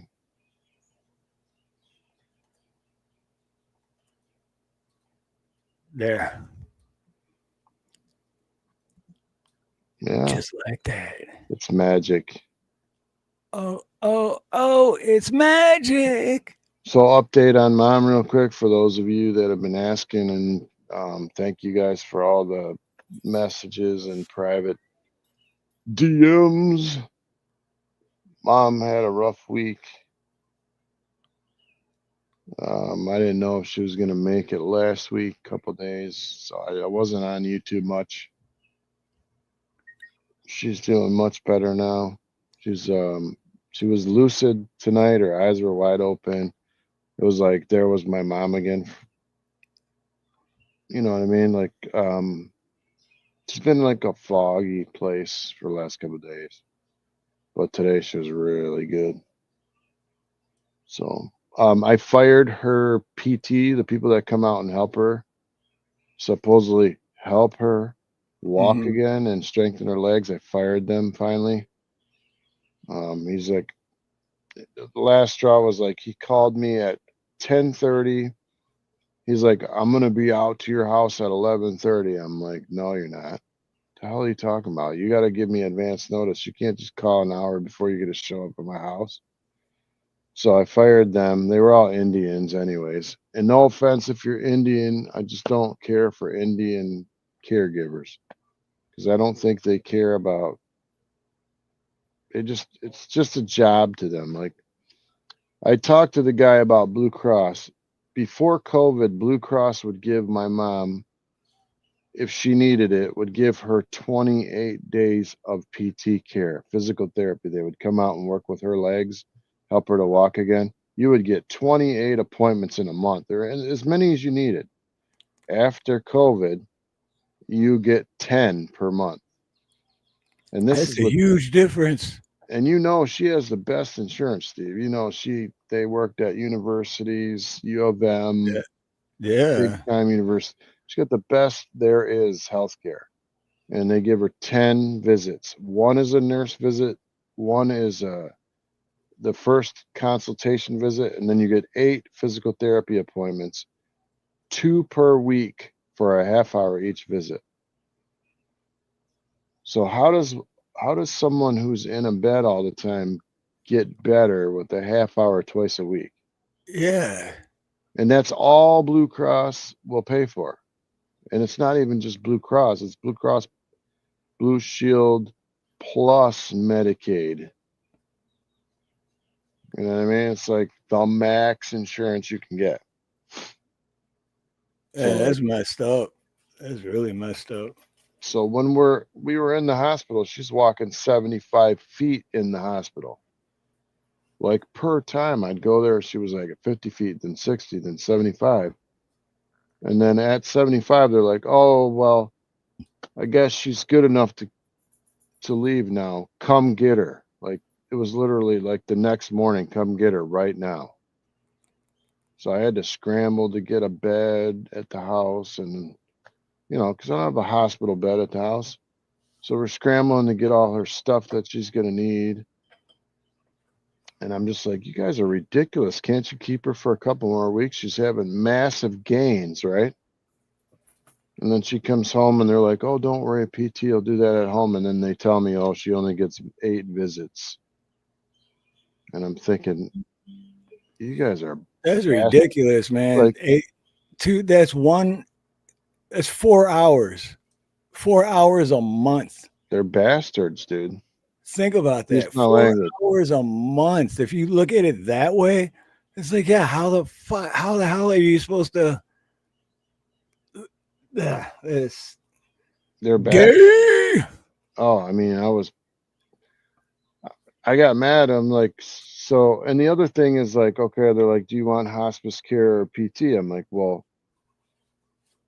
what's the difference? Well, hospice care gives you medication for your pain, you know, to handle and manage your pain, and PT does physical therapy. And I go, well, if I give her more physical therapy, doesn't she have more pain because she's working out her stuff more? Won't she also need the more meds? And they're like, no, you can't have both. You can't have the PT and the meds. You got to have PT or just the meds. And I'm like, that's the stupidest thing I've ever heard of. You know what I mean? It's like, it's all about money. That's why it all breaks down to stuff like that, because it's all about money for them, and that's how they. Now I could get her nurses, private nurses, and so I've called a bunch of nurse cares places, and you have to like commit to 12 to 16 hours with each company. They won't just come for 4 hours. And then I'm like, so what kind of services do you provide? They're like, well, we'll come and do companionship or play games. And I'm like, man, I don't need that for my mom. I mean, I'm not going to pay you. The way, that's babysitting, basically. It was $30 an hour to come sit next to my mom. Like, that's to babysit. Right. So I'm like, and then hospice, I've always thought of as like, they give you drugs and try to like just flood your system so that you go quick, right? That's how I've thought of it. I don't know. No, me too. So, but I mean, you could actually get hospice and just use partial medication, right? And not actually have to die, because I've seen people on hospice for years. But anyway, long story short is you got 10 visits. Only 8 of them were PT, twice a week, half hour. How do you kick someone out of a hospital that's walking 75 feet and then give them almost no care at home?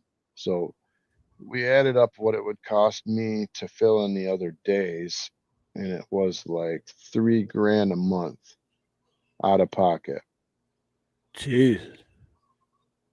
You know, and I'm like, my mom could, you know, we could do it, but it's like, I don't know. Anyway, it's just been I actually hate the medical system right now in the US.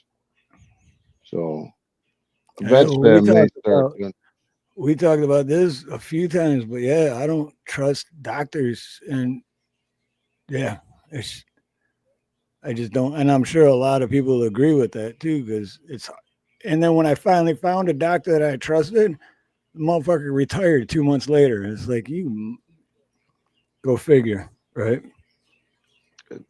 And honestly, prepare yourself for this, because this is the truth, is they do not care about you. You are just a number, and you are just money to them. Exactly. I sat down with the supervisor of the physical therapy for this expert company, and I told him, I said, what kind of crap is this, dude, that you can't give her more visits? And I said, how's she supposed to get better? This is all bullshit. This is not real. Like, she's never going to get better the way you're doing this, and you know it. She needs 5 days a week physical therapy to get out of that bed. She needs 5 days minimum. Yeah, but then they only make this amount of money if they were to do it that way. So if they stretch that out and don't give her what she needs, then they make 4 times the amount of money. Exactly. And then to have the supervisor go, yeah, I've been working here 15 years and it never works. And I'm looking at him like, you motherfucker, you know it doesn't work. And you're here blowing smoke up my ass. Excuse my language. I'm sorry. I just looked at him and I'm like, you know this doesn't work and you're still doing it? What kind of idiot are you? Like, quit your job and go somewhere else. Like, help people for real. You know what I mean? Dude, literally exactly, because I mean, I know plumbing and healthcare is totally different, but that's why my entire career of plumbing, I've never stayed at one company for a very long time, because most of the big plumbing companies out there, they basically train you and teach you how to rip people off. And I couldn't do that. So yeah. I would work at a place just long enough to make the money I needed, and I would never do that. So I was always like the worst employee, even though I did the best work. But I was the worst employee because every week they would have the numbers on the board and Steve was always on the bottom. And it's like, because I'm not going to sell people shit they don't need. What the fuck? And then, yeah, so that's how I ended up having my own shit, because now I can sleep at night and I don't rip anyone off and I don't overcharge anyone. When I tell you this, I am not kidding. I am scared to get old. I am scared to get old, man. My mom has the best insurance that you can get. And that's the way they treat her. Yeah, it's pretty shitty. And literally before COVID, I talked to the guy. He said, before COVID, you could decide with your doctor could write a script for 28 days a month of PT and your insurance would cover it. But after COVID, they changed everything.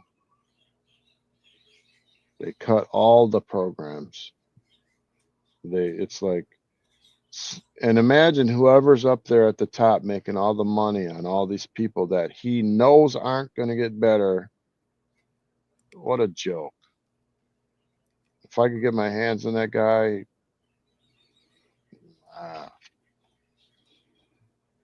anyway. Yeah, so you got to have some money later in life if you want to live longer. You're going to have to pay out your pocket. And that's so the plural Kulak just said to you. And if you're poor, you are nothing to them. Oh yeah, and you're just done. I was reading that at the same time you were saying what you were just saying, that you're going to have to pay out of your pockets. And then I'm reading, but if you're poor, you're nothing to them, because you have to pay out of your pocket if you want. It's just like when a healthcare provider's in your home doing an evaluation on your mother and you care about her and you're just like, and he looks at you and says, yeah, the system's broken. And I go through this all the time with people and it just doesn't work. I'm like, well, what are you doing to fix it? You know? I was just going to say that. Yeah, the system's broken, but you're not, or are you? Because you must be broken too, because you're still working here and you're still doing this shit. So you must be broken too, and you're aware of it, which makes you even worse of a person. So my mom is now at 0 steps per day. From 75 steps a day to 0. And this is our healthcare system. And I know she could still even come out of it now. If I got an army in here, it would cost $3-4 grand a month, which I don't care. you know, whatever it costs doesn't matter. If there was a guarantee that it would work, I would, you know, big deal. Money's nothing. Money's paper. Relationships are everything, man, to me. So especially my mom, you know what I mean? Like, you got cousins, but we're talking about your mom. Well, no, not just especially because it's your mom, as in like, as anyone were to say, because it's my mom. Well, yeah, it's your mom, but because it's mom, because it is that individual, because it's her, it's mom. You know what I mean? I asked them what it would be like when they were going to let her out of the hospital. I asked them how much it would be for me to keep her there for another couple of weeks out of pocket. It's $1,500 a day. A day? A day. Jesus.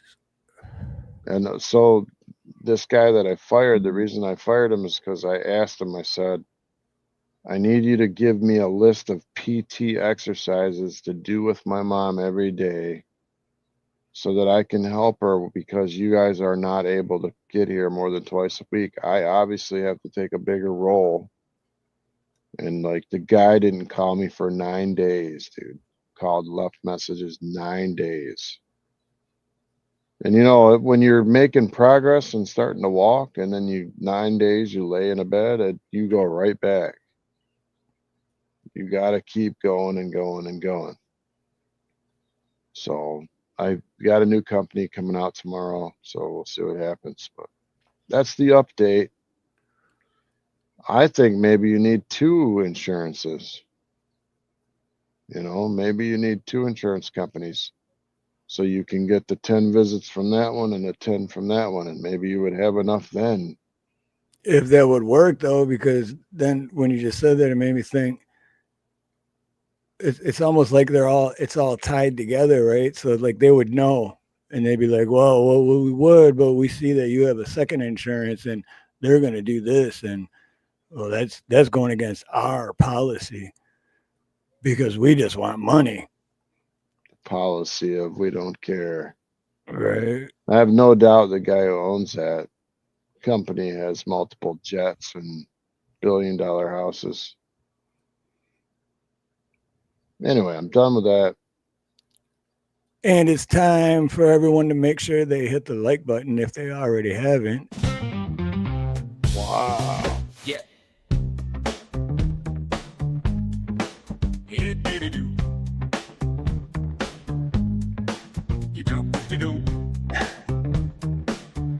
Wow, 101. Oh, 101. Wow.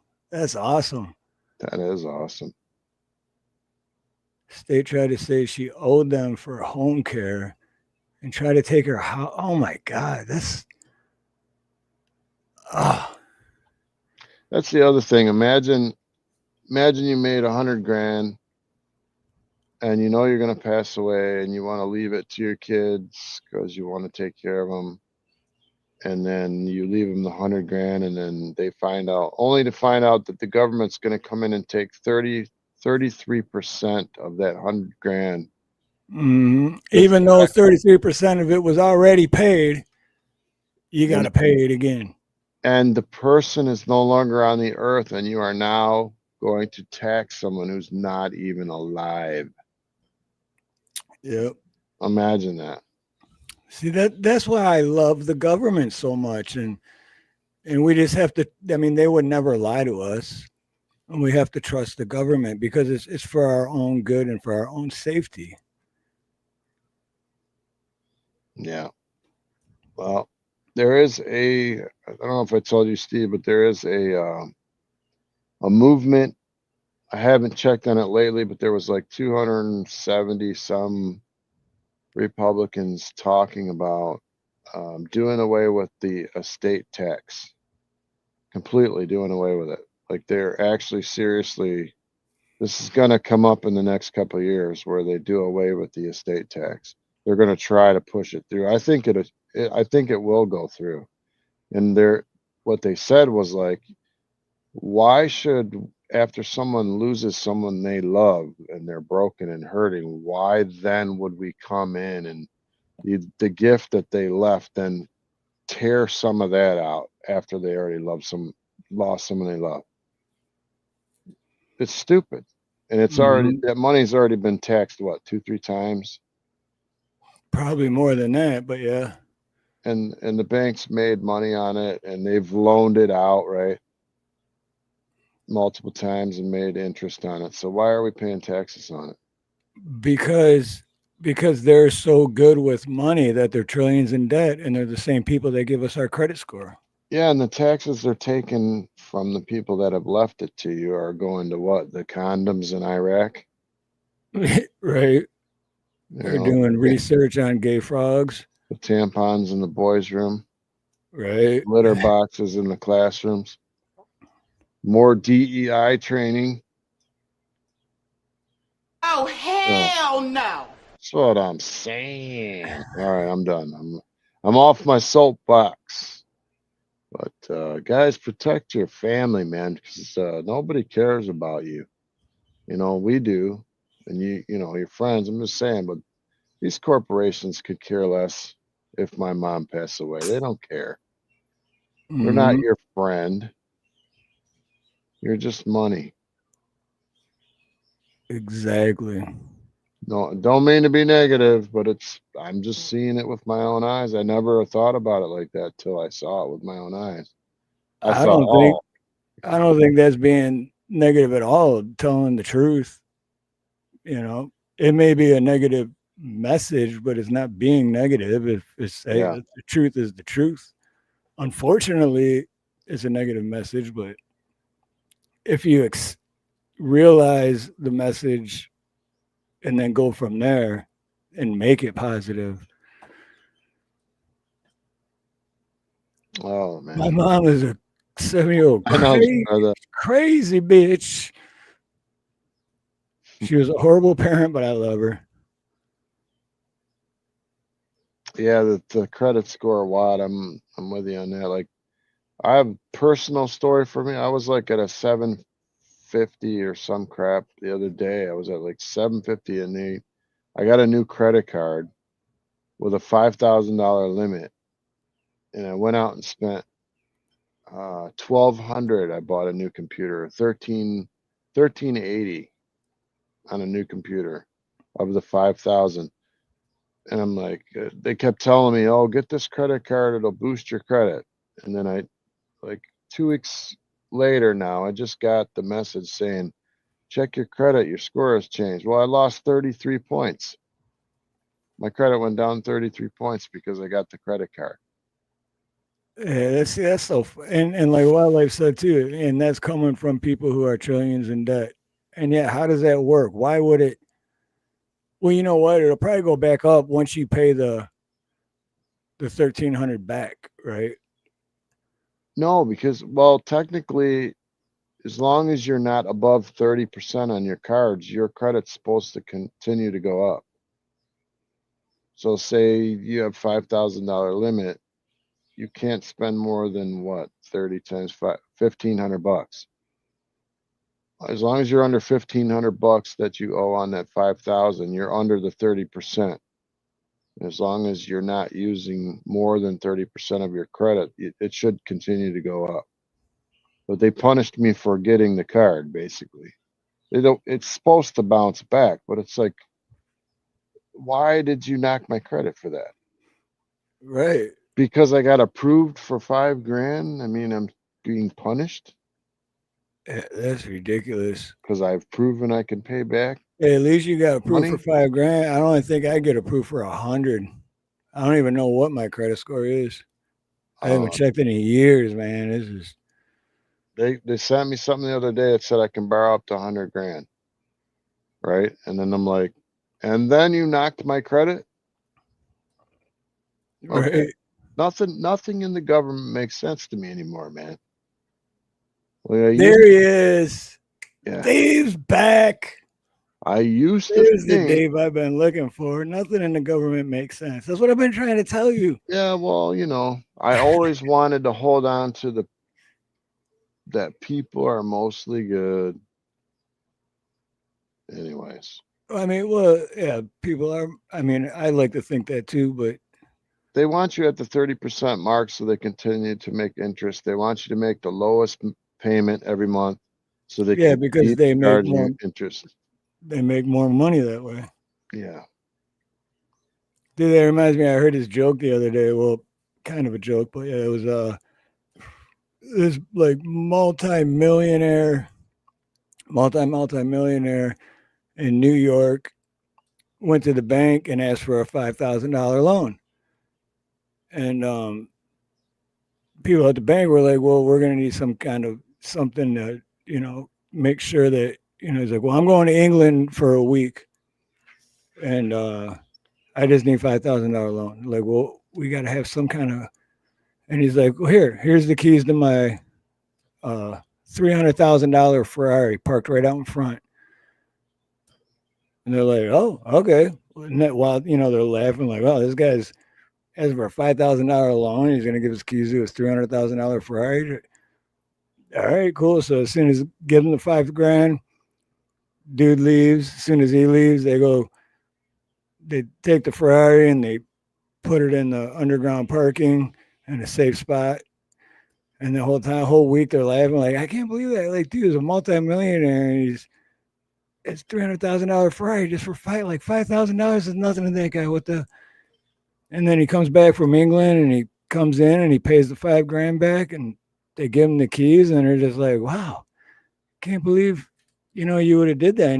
And they're like, all right, well, you owe the $5,000 plus $14.97 in interest. So the total is $5,014.97. And then they're like, but why, and he's like, well, where else are you going to find parking for $14.97 in New York for a whole week? Hence the fact why he was a multimillionaire. What's up, Best Life? Hey, Best Life. Hello. Hey, man. Best Life in Cola. Cola. Oh. What's up, Cola? Good to see you. If con is the opposite of pro, then Congress is the opposite of progress. Kaboom. Watt makes sense all the time, doesn't he? Yeah. Oh, and a few people heard that one, and I apologize because I know I didn't tell it right. Because I only heard it once a couple of days ago, and I was just going off memory. My memory sucks. Yeah. More and more mine sucks. Yeah.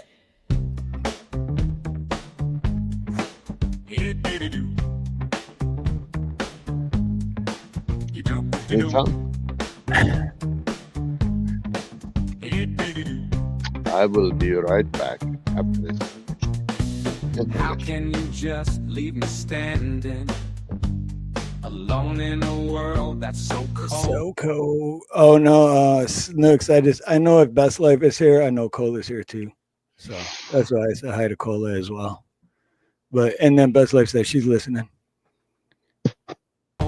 So cold. Maybe I'm just too.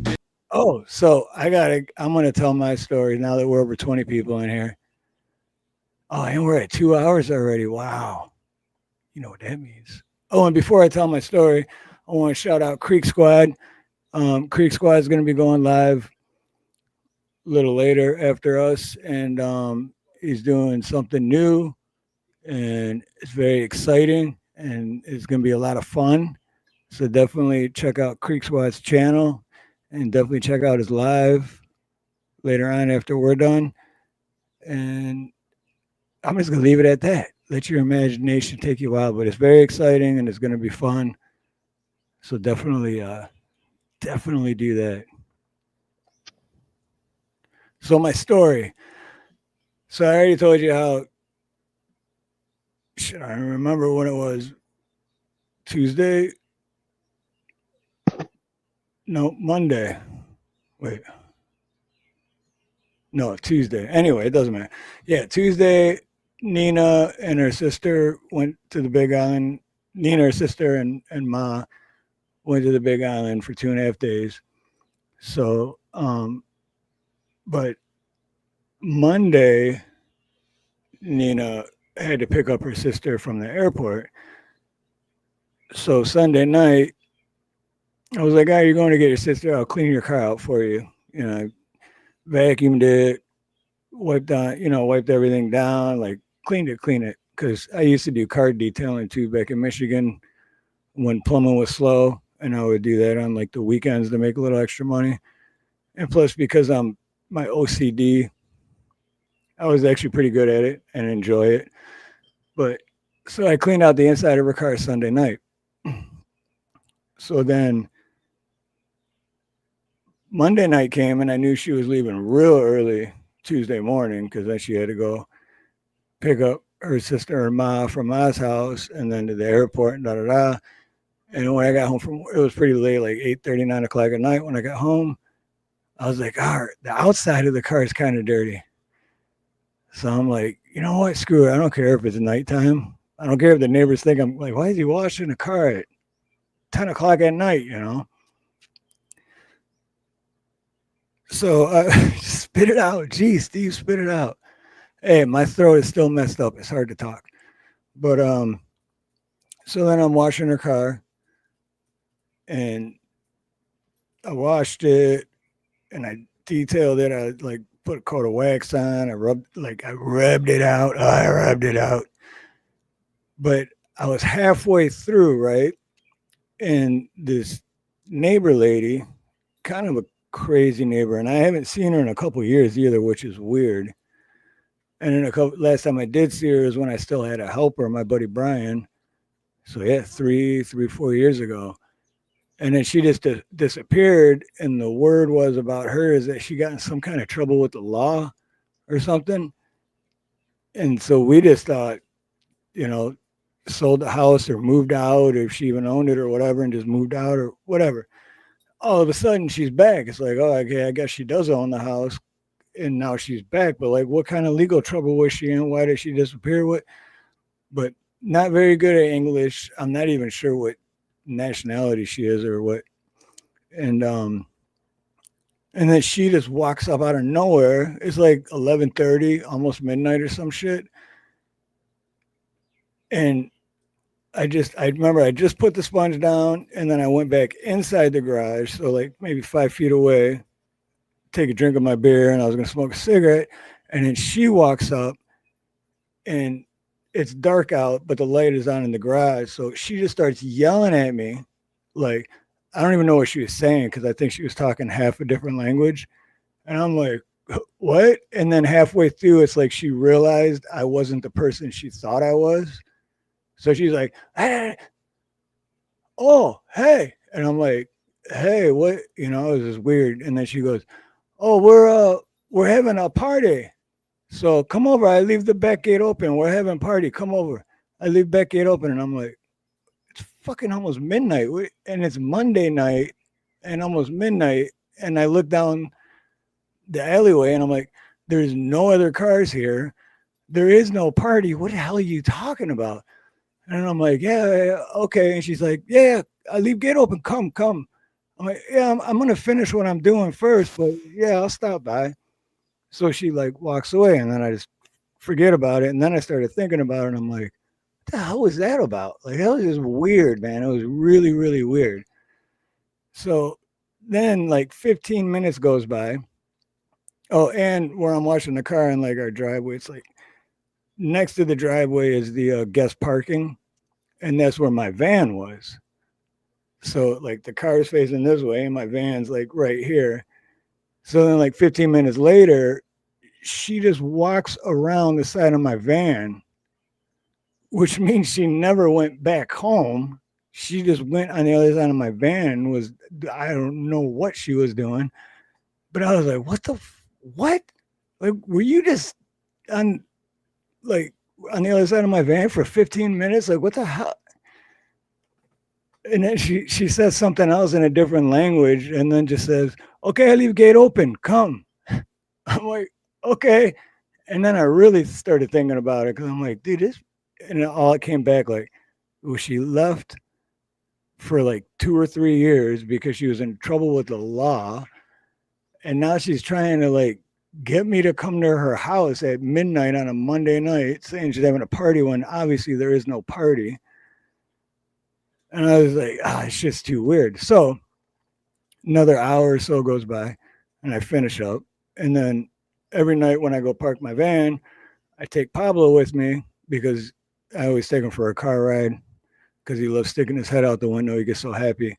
And then I park my van in the front and then I take him for his walk, come home. But so when I left to go do that, I'm like, I'm going to make sure to drive by that house just to double check. I don't know. Maybe they do got people coming over and they all parked in the front, but there's no parking in the front. So just maybe.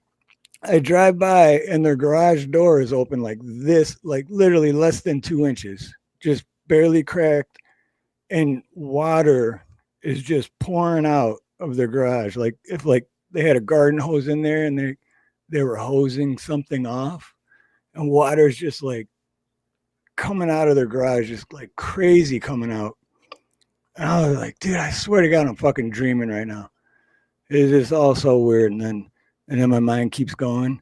I'm like, that bitch was trying to fucking drop something in my drink and chop me up in pieces, but they got to someone else. And that's why the water's coming out because they're hosing off all the evidence. So anyway, I know that made no sense to nobody, but it was fucking weird as shit to me. Whatever.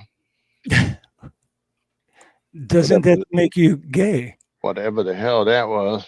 No, I'm kidding. Feel better?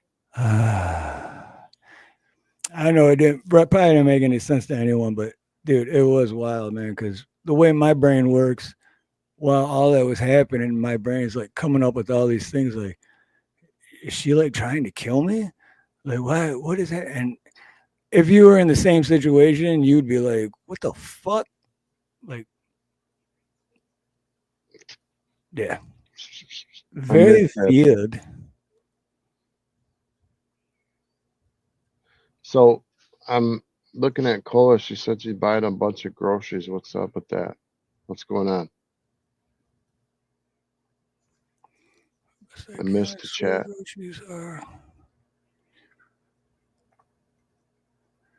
Yeah, well, I'm still panicking buying groceries. For what? Panicking for what? Then Bonnie says, what do you know that we don't?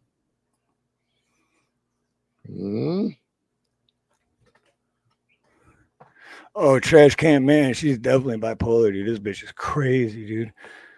Before she disappeared years ago, and my buddy Brian was like still working with me, my helper or whatever. I hate calling him because he's my friend. I hate calling him like, yeah, my helper. But we just got like we were stopped back at the house because they had to drop stuff off and pick up some other parts and then go back out again. And when we did, she just like walks up and all she was wearing was like a oversized t-shirt. And that's literally all she was wearing. And the t-shirt only went right.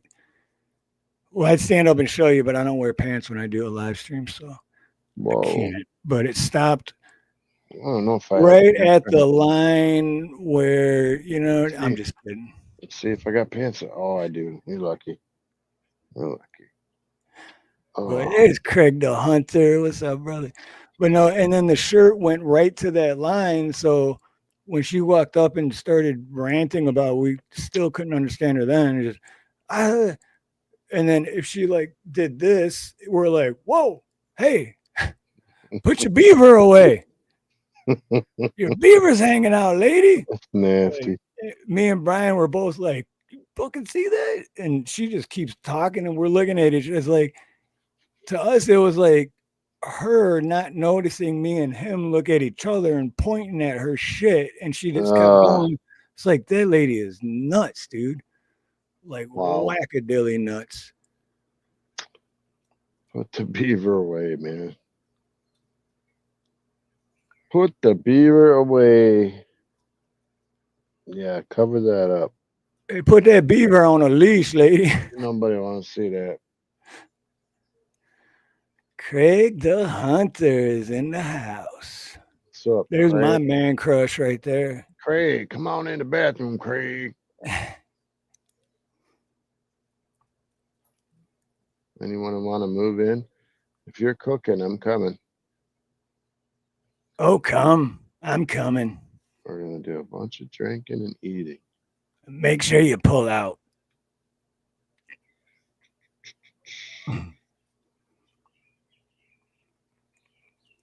So, we're at the 2-hour mark. How much longer do you think we want to go? Oh, I wish I could do that as a joke, but I can't. 3 to 4 hours? Well, no, when you said that, if I could have been like, we're good, and then it just ended just like that. Boom, bum it on. Well, if Creek was up here on the panel, he would accidentally hit the end stream button again. Did he do it twice or once? I can't remember. No, Krieg only did it once. Yeah, he did it once. And my brother from another mother, David Devine, did it twice. Right. And yeah, don't hit the red button. Yeah. I still think it's the funniest shit ever. And I know they feel bad about it, but don't feel bad because I'm glad it happened because that's funny entertainment. So don't feel bad for making people laugh, for making me happy. Creek is special. So, or we can, instead of doing the, let's see, instead of doing the, I can do that break, we'll just do this break.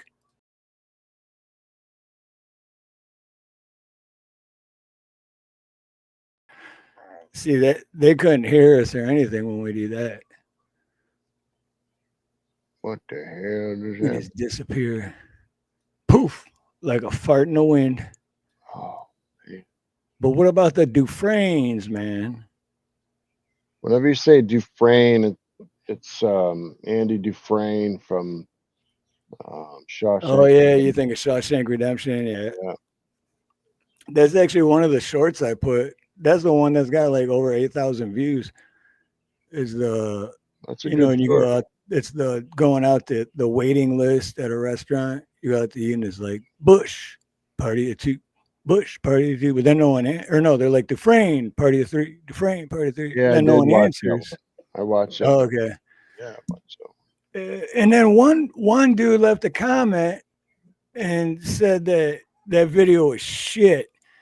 Because I didn't do him justice. It's like, hey, blow it out your ass, dude. I'm working with a video from like the late 90s. So the quality already sucked. So fuck off whoever left that comment. The haters just build the channel anyway, so who cares? You can have haters and people that like you, and they all build it. So who gives a crap? Yeah. Haters gonna hate anyways. I watched this dude, Jesse Pollock. He was in prison for 11 years. He came out, he learned how to work out in prison. And he's got, in the last 18 months, I mean, he's ripped, dude. He's got tattoos on his head. I watch him all the time. What's his name again? Because it sounded familiar. I think Jesse I know. Pollock. It sounds, I think I might know who you're. Yeah, he's a huge dude. John, I don't know if you know Johnny Conrad. I don't know that one. Anyway, he's the moderator. I know him from other channels, but he blew up.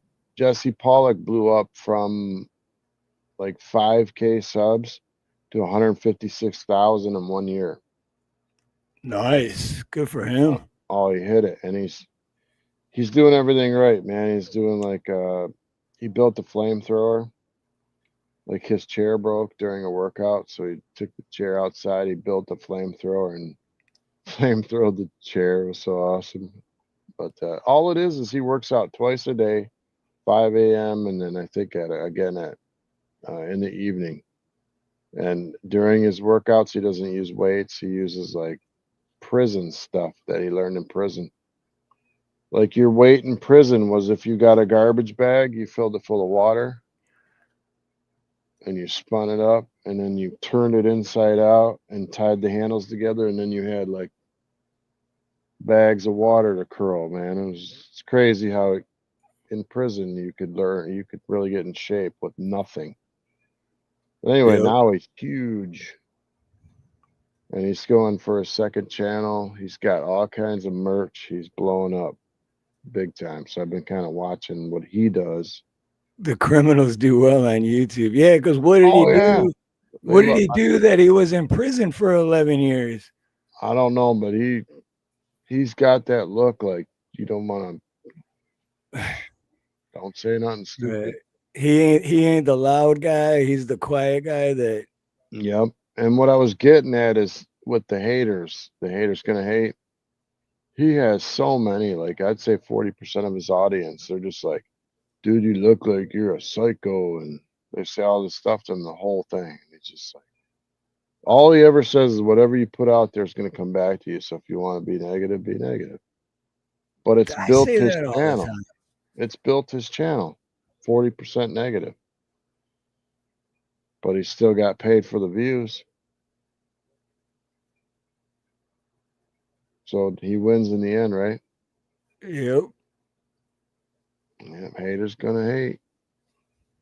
But anyway, yeah, I don't know. To get 11 years, you probably did something pretty bad. Just saying.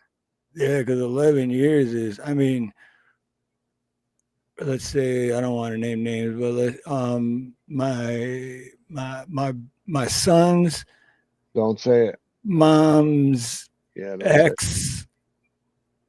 You know who I'm talking about. That's all I had to say for that, right? So that person, the first time, only had like what, 6 or 7 years? Well, and the partner got 9. Right. So, but still 6 or 7 and 9. But this YouTube guy got 11. So and it had to be bad. It had to be real. It had to be worse than the sentencing of said person, because I went down to the sentencing. He got sentenced 6 to 9, and I was with his parents, and they were there. And then there was another lady before him that got sentenced, and she had killed her abusive boyfriend or live-in partner. And like he was abusing her, he raped her, and she actually, I shouldn't have said that word, but he did that to her. And then she stone cold unalived him. She got 3 years in prison. That's kind of more self-defense, kind of, but still. Yeah, but he wasn't doing it when she did it. He wasn't doing it. She was just like, she broke. You know, right. Passionate moment, and she just freaking did him in. She got 3 years, and then after that, and then you know who got sentenced. And then dude walks up, and it's like 6 to 9. His mom, I was there with his parents, and his mom stood up and started screaming at the judge, going, "How are you gonna give this lady 3 years when she killed somebody, and you can give my son 6 to 9 for this?" I won't name the crimes, but you know what I mean. It's like, man, if you're gonna, I never knew it was 6 to 9, because I knew well, what I heard was he got 6, but ended up doing 7 because of bad behavior. But it makes more sense if it was 6 to 9 and then did 7 of the 9. Yeah, like if you get a 6-year term, you usually do like 4. 3 3/4 or 4 years, right? But then he went back. He got out. And then, I don't know, it was a few years, I don't know how many years, but later went back for the same shit. So he didn't learn a lesson. I learned my lesson. I spent 5 days in the Dearborn jail. And that's all I needed, man. I'll never, ever, ever go to jail again. Ever.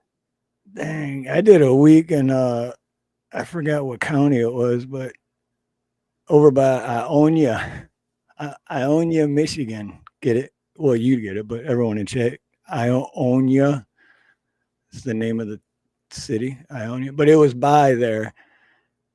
Well, you remember the drink and driving thing? Yeah. I did a week and county there, and I was 17. I wasn't even really an adult yet, man. I According to didn't know age. you did a week. I didn't remember that. No, and it was on Thanksgiving. Oh my god! I was there on Thanksgiving, and I didn't eat the whole time except one bread roll I ate, and then one bite of turkey. That's why it was only one bite, because on Thanksgiving Day it was turkey and a roll, and I took a bite of the turkey, and it was like literally like chewing on an eraser or like a piece of rubber. I was like, what the fuck? Huh? Like, this isn't food, bro. And then I ate the roll. And for all of you that don't know, it was all my fault that we got pulled over. No, it wasn't. Yeah, because I was puking out of the car window from all the tequila that I drank. I got off work back in Metro Detroit, and then Dave was like, you better go get yourself a couple 40s and start drinking them. And then while you're drinking them, drive all the way out here to where I'm at. And then when you get here, I'm going to force you to drink even more than you've already. See, it's all your fault. See, then we went underage. You made me do all that shit. Underage bar hopping. Nobody asked us for one ID all night. 17, 18 years old. And we're on our way home, and I'm puking out the window from tequila. And then we go by a cop who's sitting on the side of the road as I'm blowing chunks out the window. And we're like, we're screwed. We were screwed. We saw the lights. We're like, oh my God. It was fun. Now it was fun. At the time, it was not fun. No. And they're like, and I stuck the keys. I don't know if you remember this. I stuck the keys in my socks. Yep. And they're like, where's the keys? And thank God you did. I don't know. My shit would have got towed if you didn't do that. Yeah, he's like, you need to walk. I think we were like 10 miles from anywhere. Yeah. It was the middle of the night, and he's telling that was how they punished you, because they knew we're literally in the middle of nowhere. There's no, and they're just like, yeah, we'll just leave this guy out in the boonies. We're like, we can't charge you for nothing, but you better walk, and you better not try to drive that car. So I waited like 11 minutes. I walked about a half a block down and waited about 11 minutes, ran back to the car and took off in the car. Got the car back to the motel. Oh my God. And then Steve's dad had to come. And grandpa. And grandpa came to get him from up north from the jail. And they were so mad at me that they left me up north with no ride home. Literally had no. So, I mean, we deserved it. I'm like, what about Dave? They're like, he's not our fucking problem. I'm like, I couldn't even say shit. I'm like, man, I'm so screwed. We were stupid. Our mistake was not going back to the room. You know what I mean? It's like hitting. Dude, I wouldn't change. I wouldn't change a thing, man. I would not change a thing. Oh, it's crazy.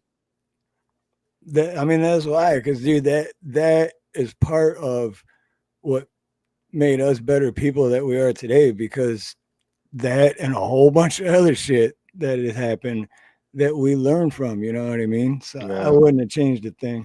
But the crazy part is, I really don't. I remember the key. Well, basically, I remember most of everything that happened after I got arrested. But I don't remember getting pulled over. I don't remember driving. I kind of remember you puking. I remember, like, our goal was see how many bars we can go to without getting ID'd, which we freaking were at 100%. But yeah, it's weird because I remember certain things like specifically and in detail, but then it's either that or I don't remember it at all. I'll never forget, throwing up out the window and looking up and seeing a cop just sitting there, and I'm like, oh my God. And then the lights came on. I was just like, oh, we are so screwed. Well, not to mention, I think I was like speeding too. So it was like, It was like you puking, me speeding, and then I eventually did get home because my girlfriend at the time, Steve, snuck out of the house after he was grounded. yeah, after I got busted and they took the keys to my car away, which is weird. That's like if I had to come over and take the keys to your truck right now, it's like.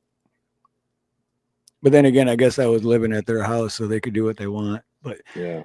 Anyway, I got a hold of her, and then I snuck out and we drove all the way back. Hours, to get me. Was it 3.5 or 4? Yeah, it was 3.5. 4.5. It might have been 4. It was Houghton Lake, so it was 4. It was that. Yeah, I know. It was a long ass drive. Yeah. But we pulled all that shit together to go back. Because, dude, that's what I remember leaving.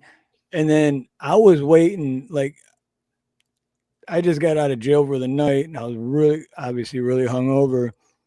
And then I get in the back seat, and I'm like, in my head, I'm just thinking, okay, Dave's getting his stuff. He'll be on in a second.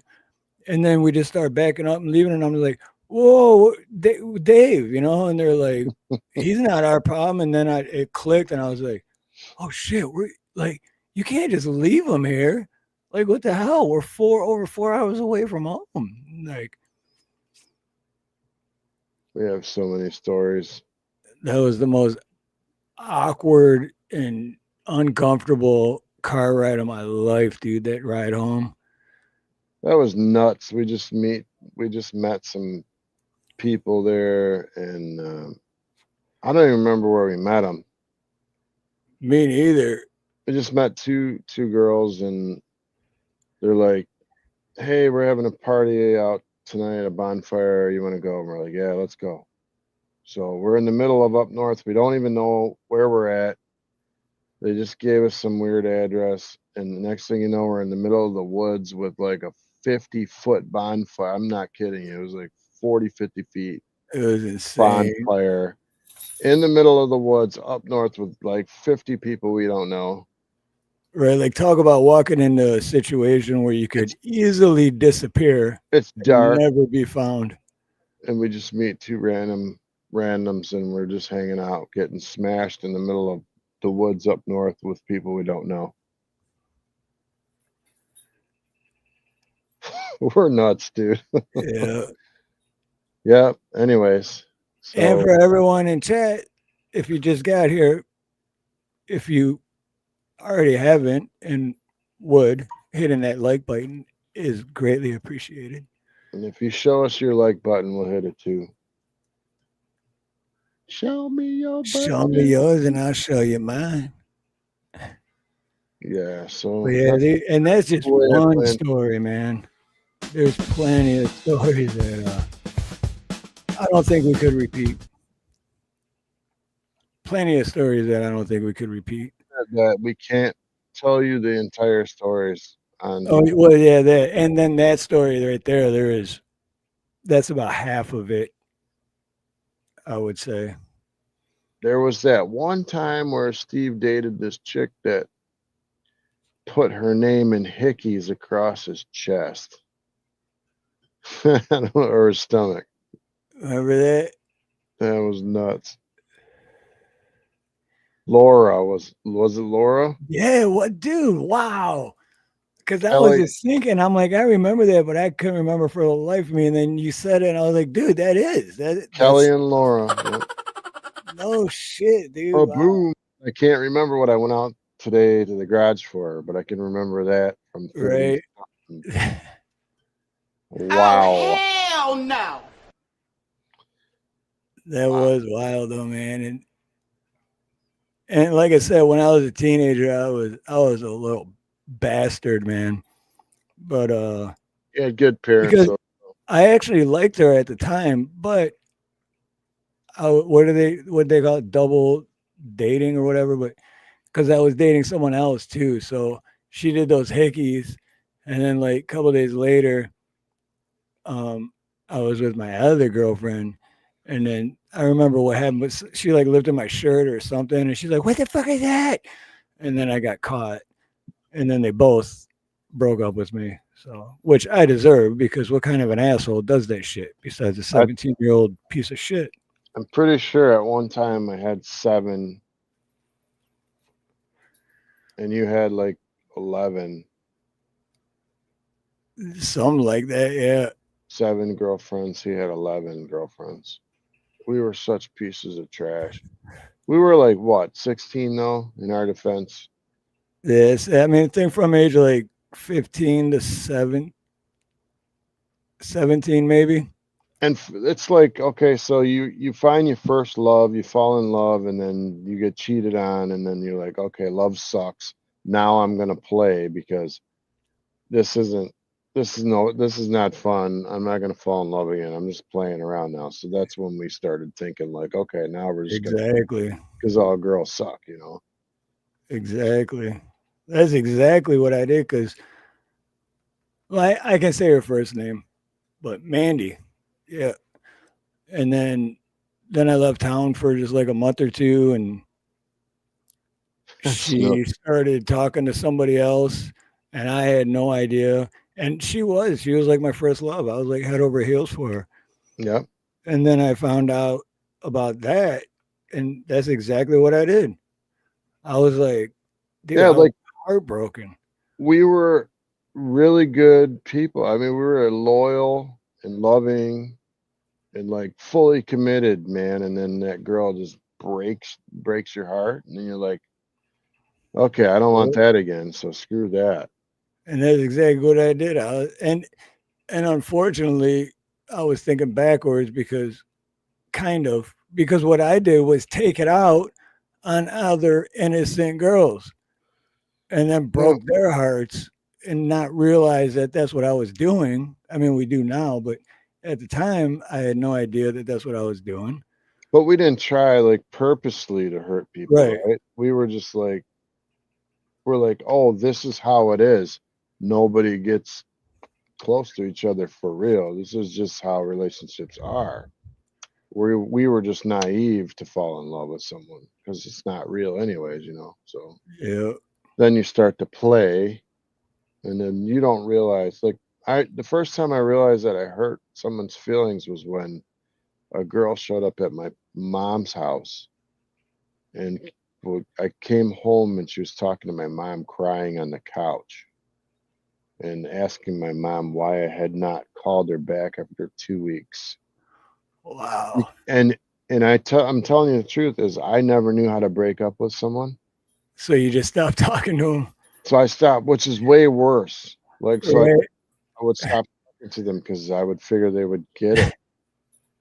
I mean, I'm laughing now, but you know what I mean. It was me though, but now I look at it and I was like, God, that's ruthless. But back then it was just like, well, you know, it's like I bought a car, I don't like it anymore. I got another car. I don't know.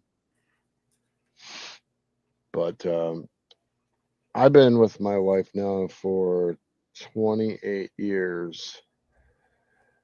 So, and I've been faithful. So you can come back from it, but like that first love, when they break your heart and they cheat, it screws you up. We started out right, didn't we? We tried to do it right, but they broke our heart, and we're like, Yep. okay. And then, dude, I'm glad you just said that, because that just made me think that was the first love, and then we were doing that. But then you remember my second love, right? Yep. And that was worse than the first one. But at this time, I was in my early 20s.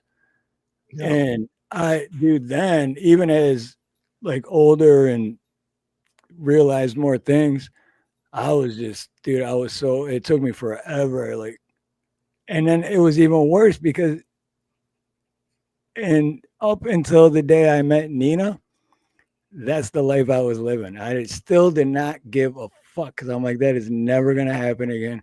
I'm never going to fall in love with another woman ever. I'm never going to settle down ever. It's like that Grinch thing. And my life, Grinch heart. My life changed for so much better. So much better. What's up, Blue Unicorn? So anyway, it just proves that you can get damaged and come back. You know? Yeah. Successful kids, good marriage, friendship can all come back. But the worst part, I'll tell you, this is the worst part for me, is like going somewhere and running into someone that you dated and you never broke it off with them, and then you go to the pharmacy to pick something up and they're there, and you look up and they're looking right at you like, and they're like, Dave, and I'm like, oh shit, I don't even remember her name, but I know I did her dirty. I didn't mean to. But yeah, especially that many years later too. Is like, I had one cry. I was with my wife. Oh man. And Dawn, the very same person who drove all the way up. I was gonna say, yeah, that was her. And then, oh shit, dude! Wow. I went up to the pharmacy with me and my wife, and then she looked at me, started crying, and asked the other person to help me. I was like, oh my god. Wow, dude. I never felt worse.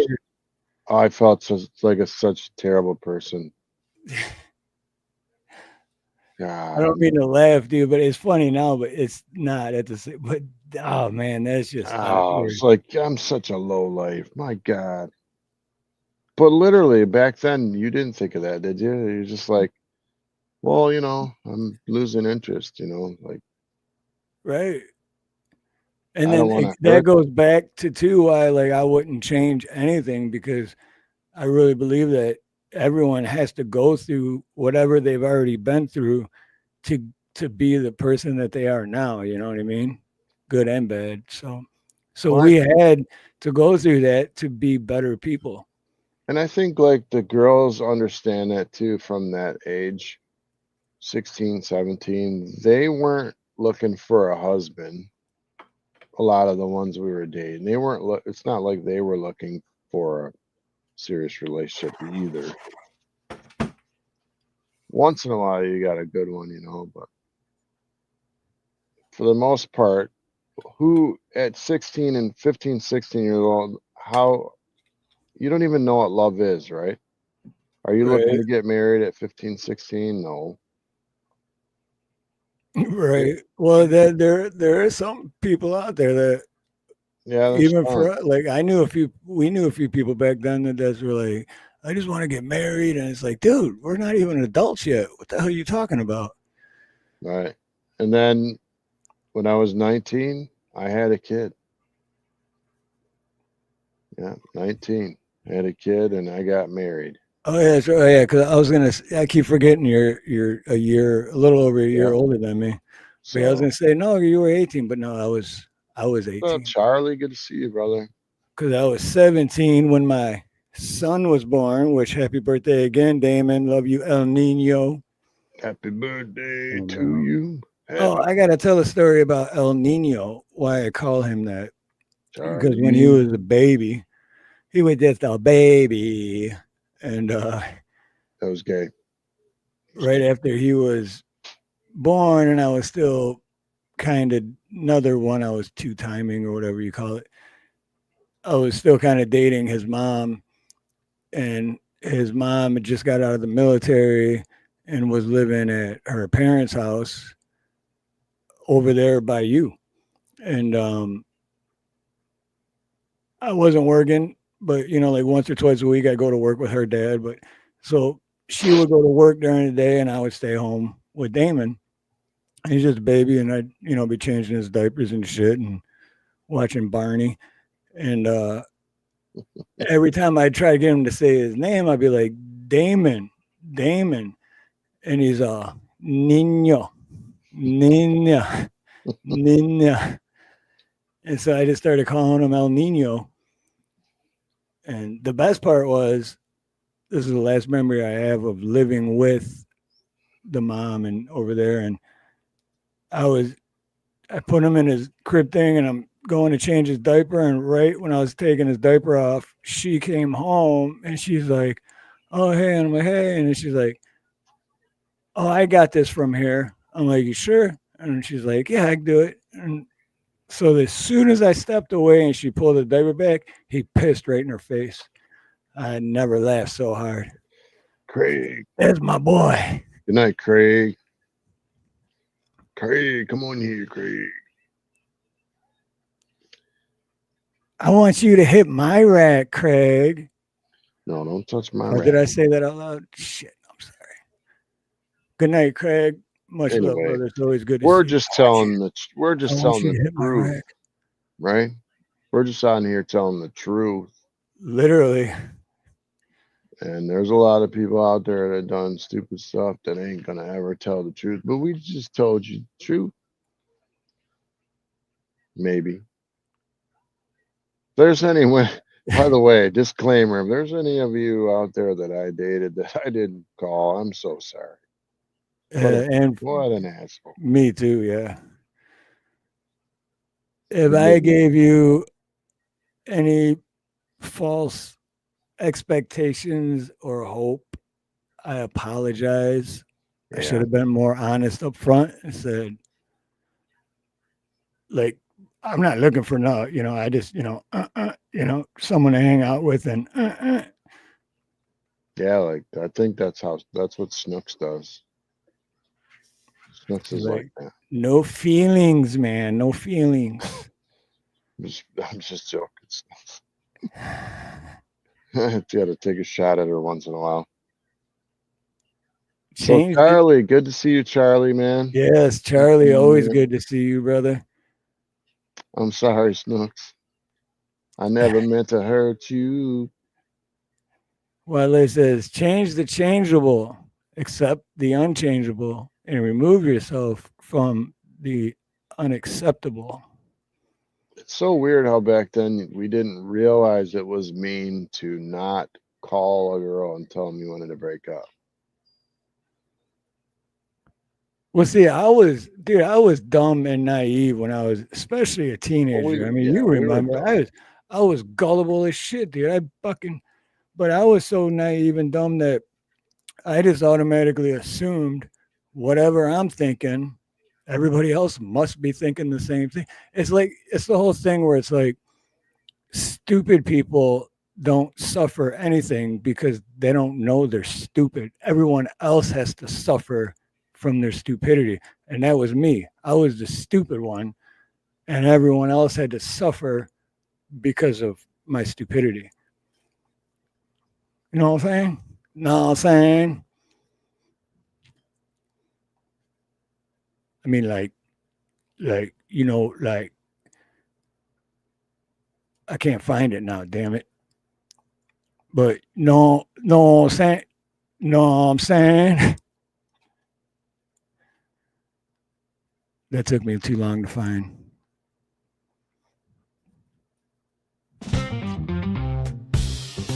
Yeah.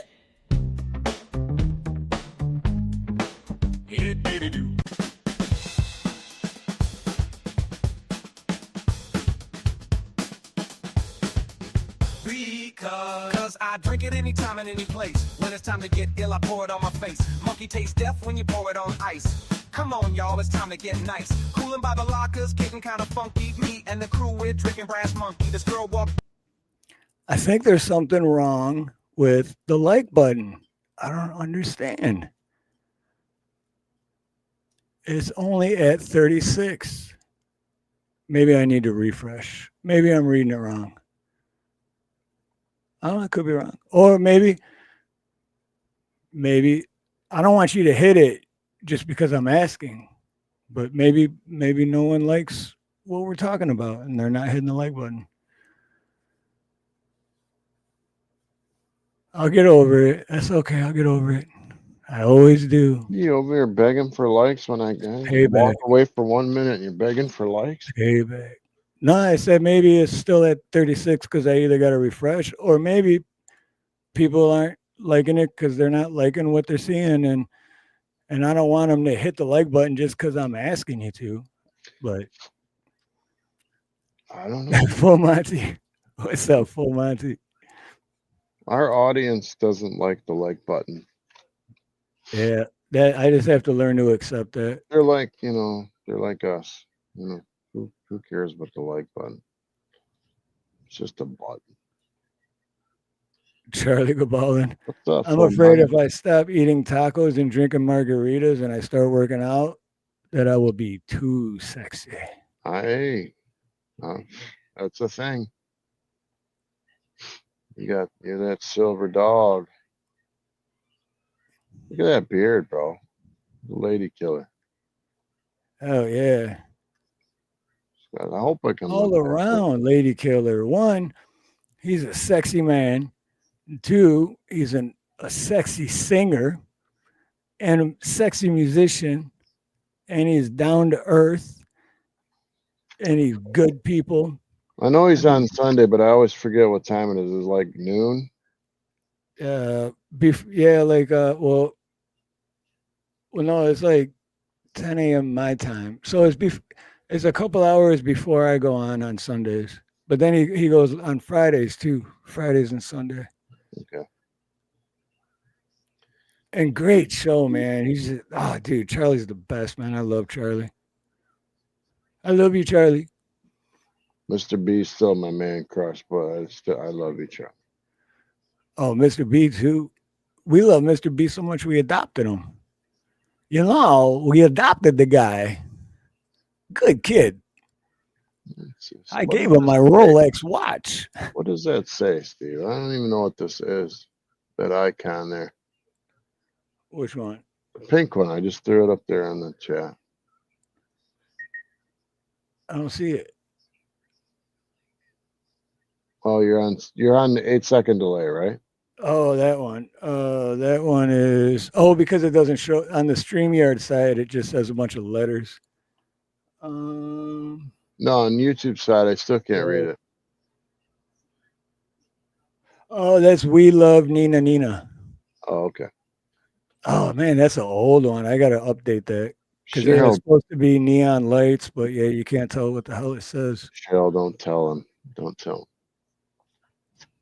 He'll be mad at me, and then I'll have to break up with him without calling him. Come talk to my mom. They would come home one day, and Mr. B was sitting on the couch crying to mom. Yep. Mom, how come he doesn't call me in 2 weeks? I don't even know what I did.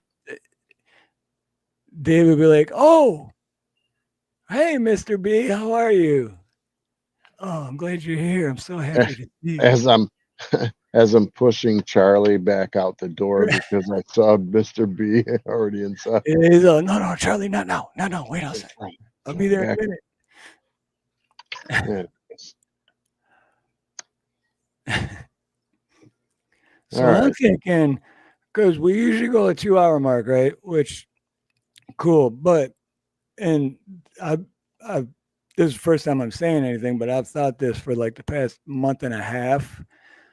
But every Thursday around the 2-hour mark, we go from like 2022, like 15, 16 up to 2022. And then right around the 2-hour mark, we jump to 30, 40. Well, we used to start at 11, right? So I'm thinking, and plus the daylight savings is coming up soon.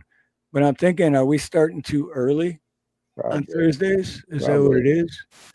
People get paid on Thursday. Probably go out and eat dinner. Come back home about 9:30, 10. Right, because the numbers are always like if we would have ended it at right around the 2-hour mark, we were still only at like 17, 18. And then right after that, it jumped up. And so I think we need to, then the daylight savings is coming up anyway. So I just thought the show was good, and I didn't care who was here. It went well. The news, I love my news. No, I always think the show is good. I love doing this because, anyways, like this is my favorite. This is my, how do I say it? Like let's say you got like once a week where you get to go hang out with a buddy at the bar just to like get shit off your chest and talk, and then you feel better, right? That's what this is for me. I always look forward to this and Sundays because I'm talking to all my friends. And so the more friends I have, the better I feel. And then you guys get to and chat and say yours, and then everyone. It's just a good place to be, right? It's a safe place. No, it's not. It's not safe. Well, sometimes the stories, Can't promise that. Anyways, I'm out of material, my friend. I'm going in my hole. Man, I hate that every time I say I'm about to end my stream, the viewers go way up. Yep. That's what happens. So you got anything else going on? What's going on? Nina's away. So what are you gonna do? You gonna go out and party? Go out, dude. I don't go out. We're freaking old. Even before I met Nina and I was single, I really never went out, man. Before I met Nina, I was still working, and I'd stay at the shop late and detail the vans and the trucks or whatever, and then every once in a while I would go out, but I don't know, man. Even growing up, like in their 20s and 30s, like going to the club was never a thing for me. So I don't know. Going out was really never a thing. Going out like you and me, how we used to hang out, like when we played softball, and then we'd stop at the bar afterwards and just do like we're doing now. We would or like they say out here, talk story, shoot the shit. Like Charlie. Charlie says it's sad to think when I say I'll have one more for the road now, it means peeing before I leave the house. That is so true, man. That is very true. You know, you're old when you lay down, and every time you lay down, you're in bed about 20 minutes and you got to get up and go pee. It's like, come on, man. My brother told me this, that I guess your bladder relaxes when you lay flat. I'm like, do you remember anything like when you're 20 and 30 about your bladder relaxing? Because I don't. I never used to get up at night and go pee, so something has happened to me. You know what I'm talking about, right? Yeah, I think I used to always, but maybe I just never thought about it. I thought I used to always at least get up once in the middle of the night to pee, but not me. I just sleep and then wake up and then I couldn't pee because of the door knocker, you know. Right. That's morning. Can't pee. Anyways. Yeah.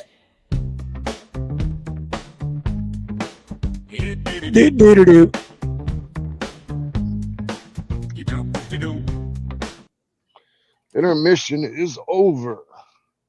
So you want to shout out Tallow? Tallow Dream Cream. You got to shout out Hello.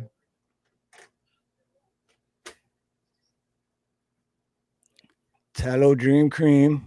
Check it out. Body butter. Very, very good stuff. It gives you way more cowbell. It's actually nipple balm. Or nipple balm, whatever way you look at it. That's for lips too, right? Oh, well, they do have chapstick. They have deodorant. They have lotion, body cream, face cream. If you go to the website and check it out, it's just endless, and it's all made in America by Tiffany and her family themselves. Very good product. I don't vouch for barely anything, and she sent me the product, and then me and Nina started using it, and I vouch for it because I actually use it and I really like it. So, and you get a 15% discount if you use the promo code Aloha. Good stuff, man. Oh, it's good. It's tremendous. So remember I was telling you earlier that there was a Blackula. Remember, like Count Dracula, and there was a Blackula. Mm-hmm. I found it. Oh no shit! Found it. Let's see, is that it? Yeah, that's it.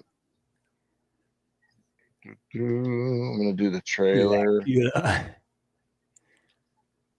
The channel.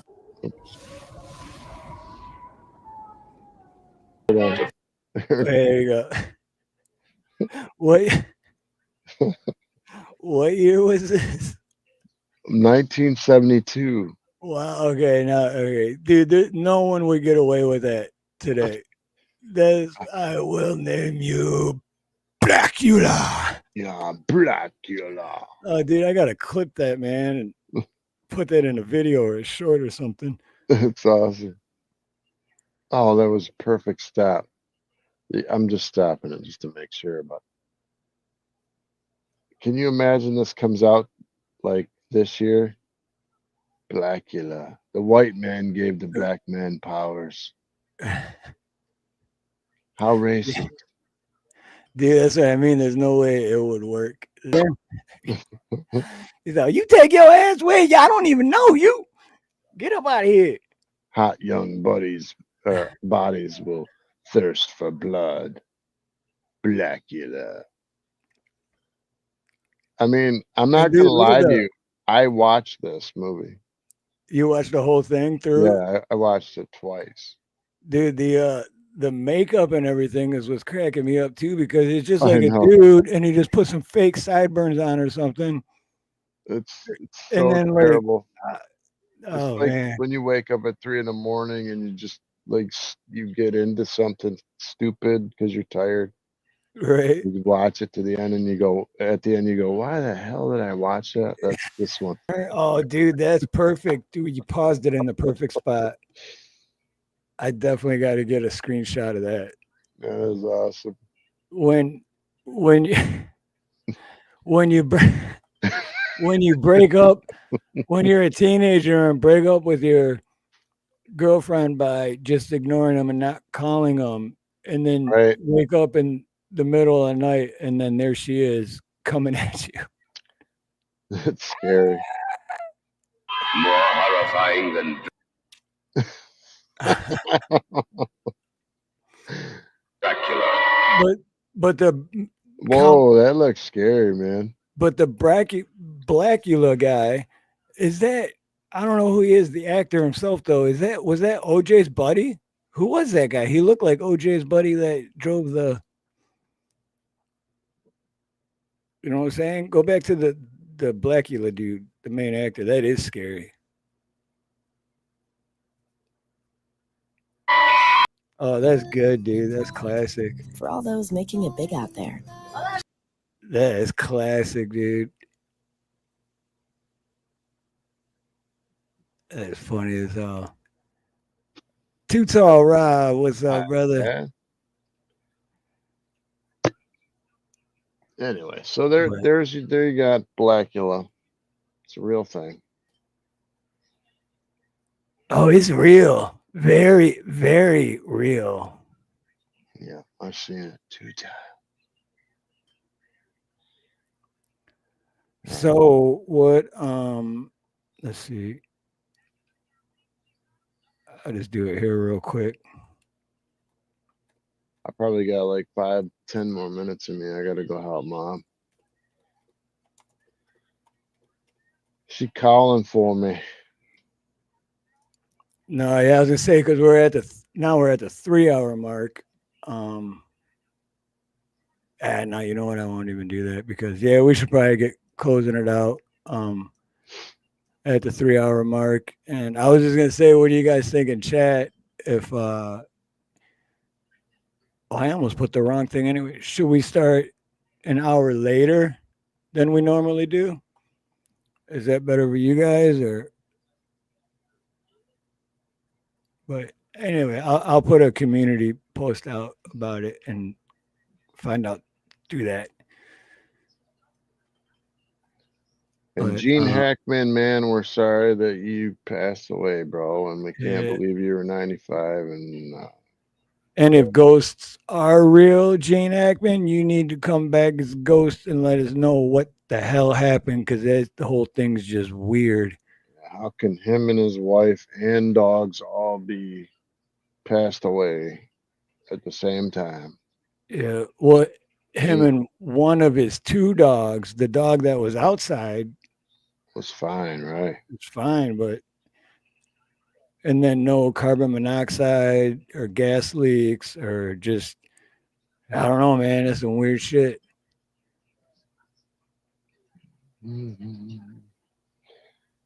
Maybe they were poisoned, and whoever poisoned them didn't know about the other dog that was outside, and that's why the other dog. I don't know, man. My brain can go in so many different directions. It's like, why would you poison a dog? No witnesses. I mean, it's a dog, right? The dog would be like, woo, woo, woo, woo, woo. Dog had a camera. All right, well, I'm gonna get off here and help my mom, and I love all y'all's, except for a few of you. Except Al for Bundy, you. you know, it's iffy, but most time. Oh, Gene Hackman passed away, Rob. They found him by his front door dead, and his wife was dead in the bathroom, and then the dog passed away in the kennel. That was today. Yeah, and he was 95 years old, which still blows my mind. I had no idea he was 95. Yeah, 95 years old. So his wife was 30 years 65. Younger. Yeah, she was 65.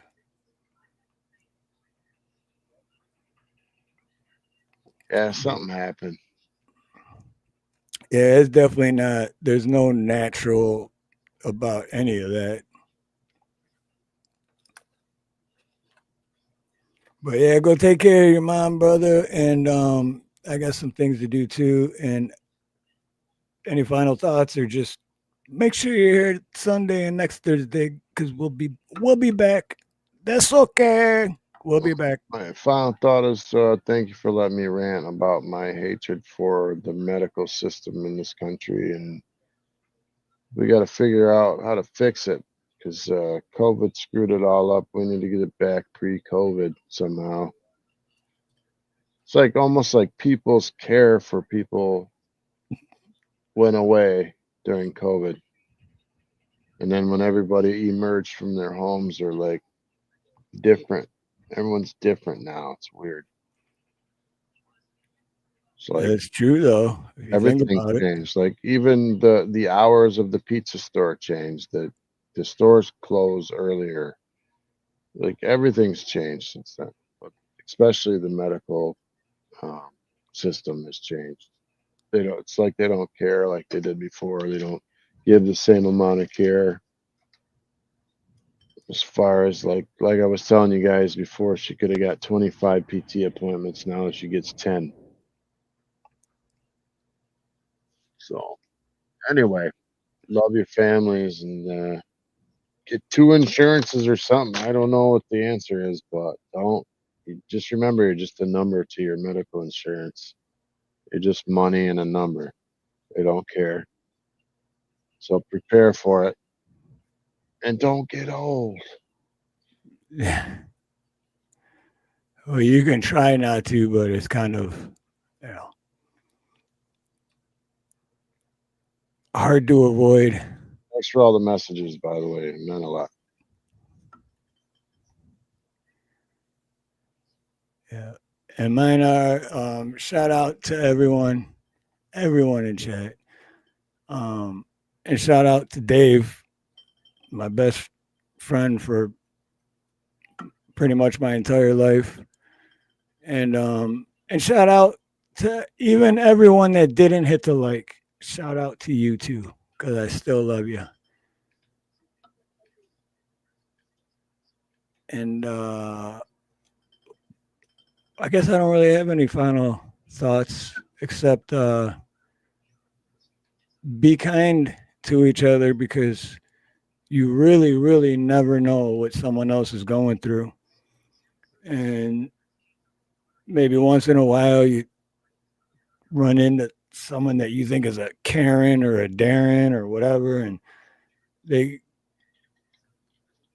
that's not who they always are. Maybe they had some serious shit going on in their life, and that you just happen to come across them at that moment.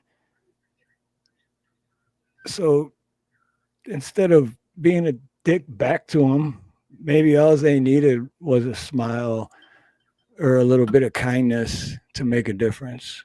So always think about that before you just instantly react to somebody, because you never know. What the fuck was that? I've had plenty of times where I've had a day like that, and things turned out worse because of that and the way other people reacted. But then I've had a few days where I've had days like that, and my day turned around for the better because the other person reacted with kindness, and it just changed everything. So, but anyway, we'll be back Sunday. And until then, have a beautiful morning, beautiful day, beautiful afternoon, beautiful evening, beautiful night, whatever it may be, wherever you are. Much love, much aloha, and most importantly, God bless.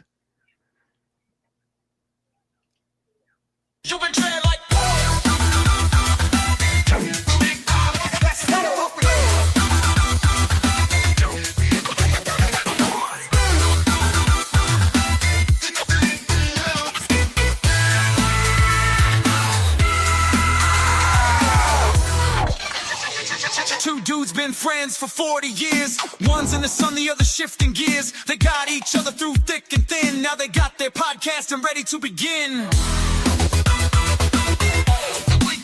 Let's go.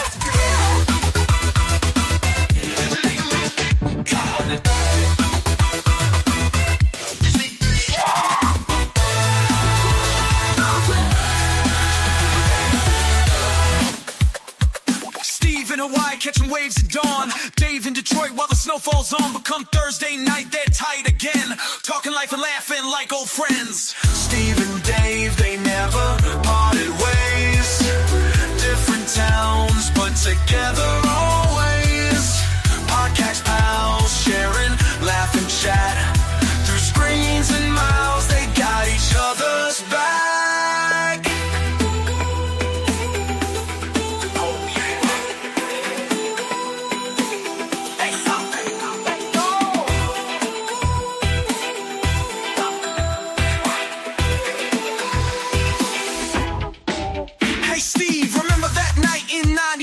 When the Stang broke down and we had to hitch a ride, you made a wish over at Gratiot at dawn. Here we are, man, still going strong.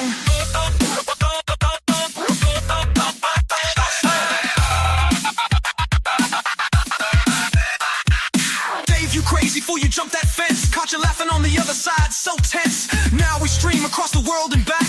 Keeps us young, it's our Thursday knack. Steve and Dave, they never parted ways. Different towns, but together always. Podcast pals, sharing, laugh and chat.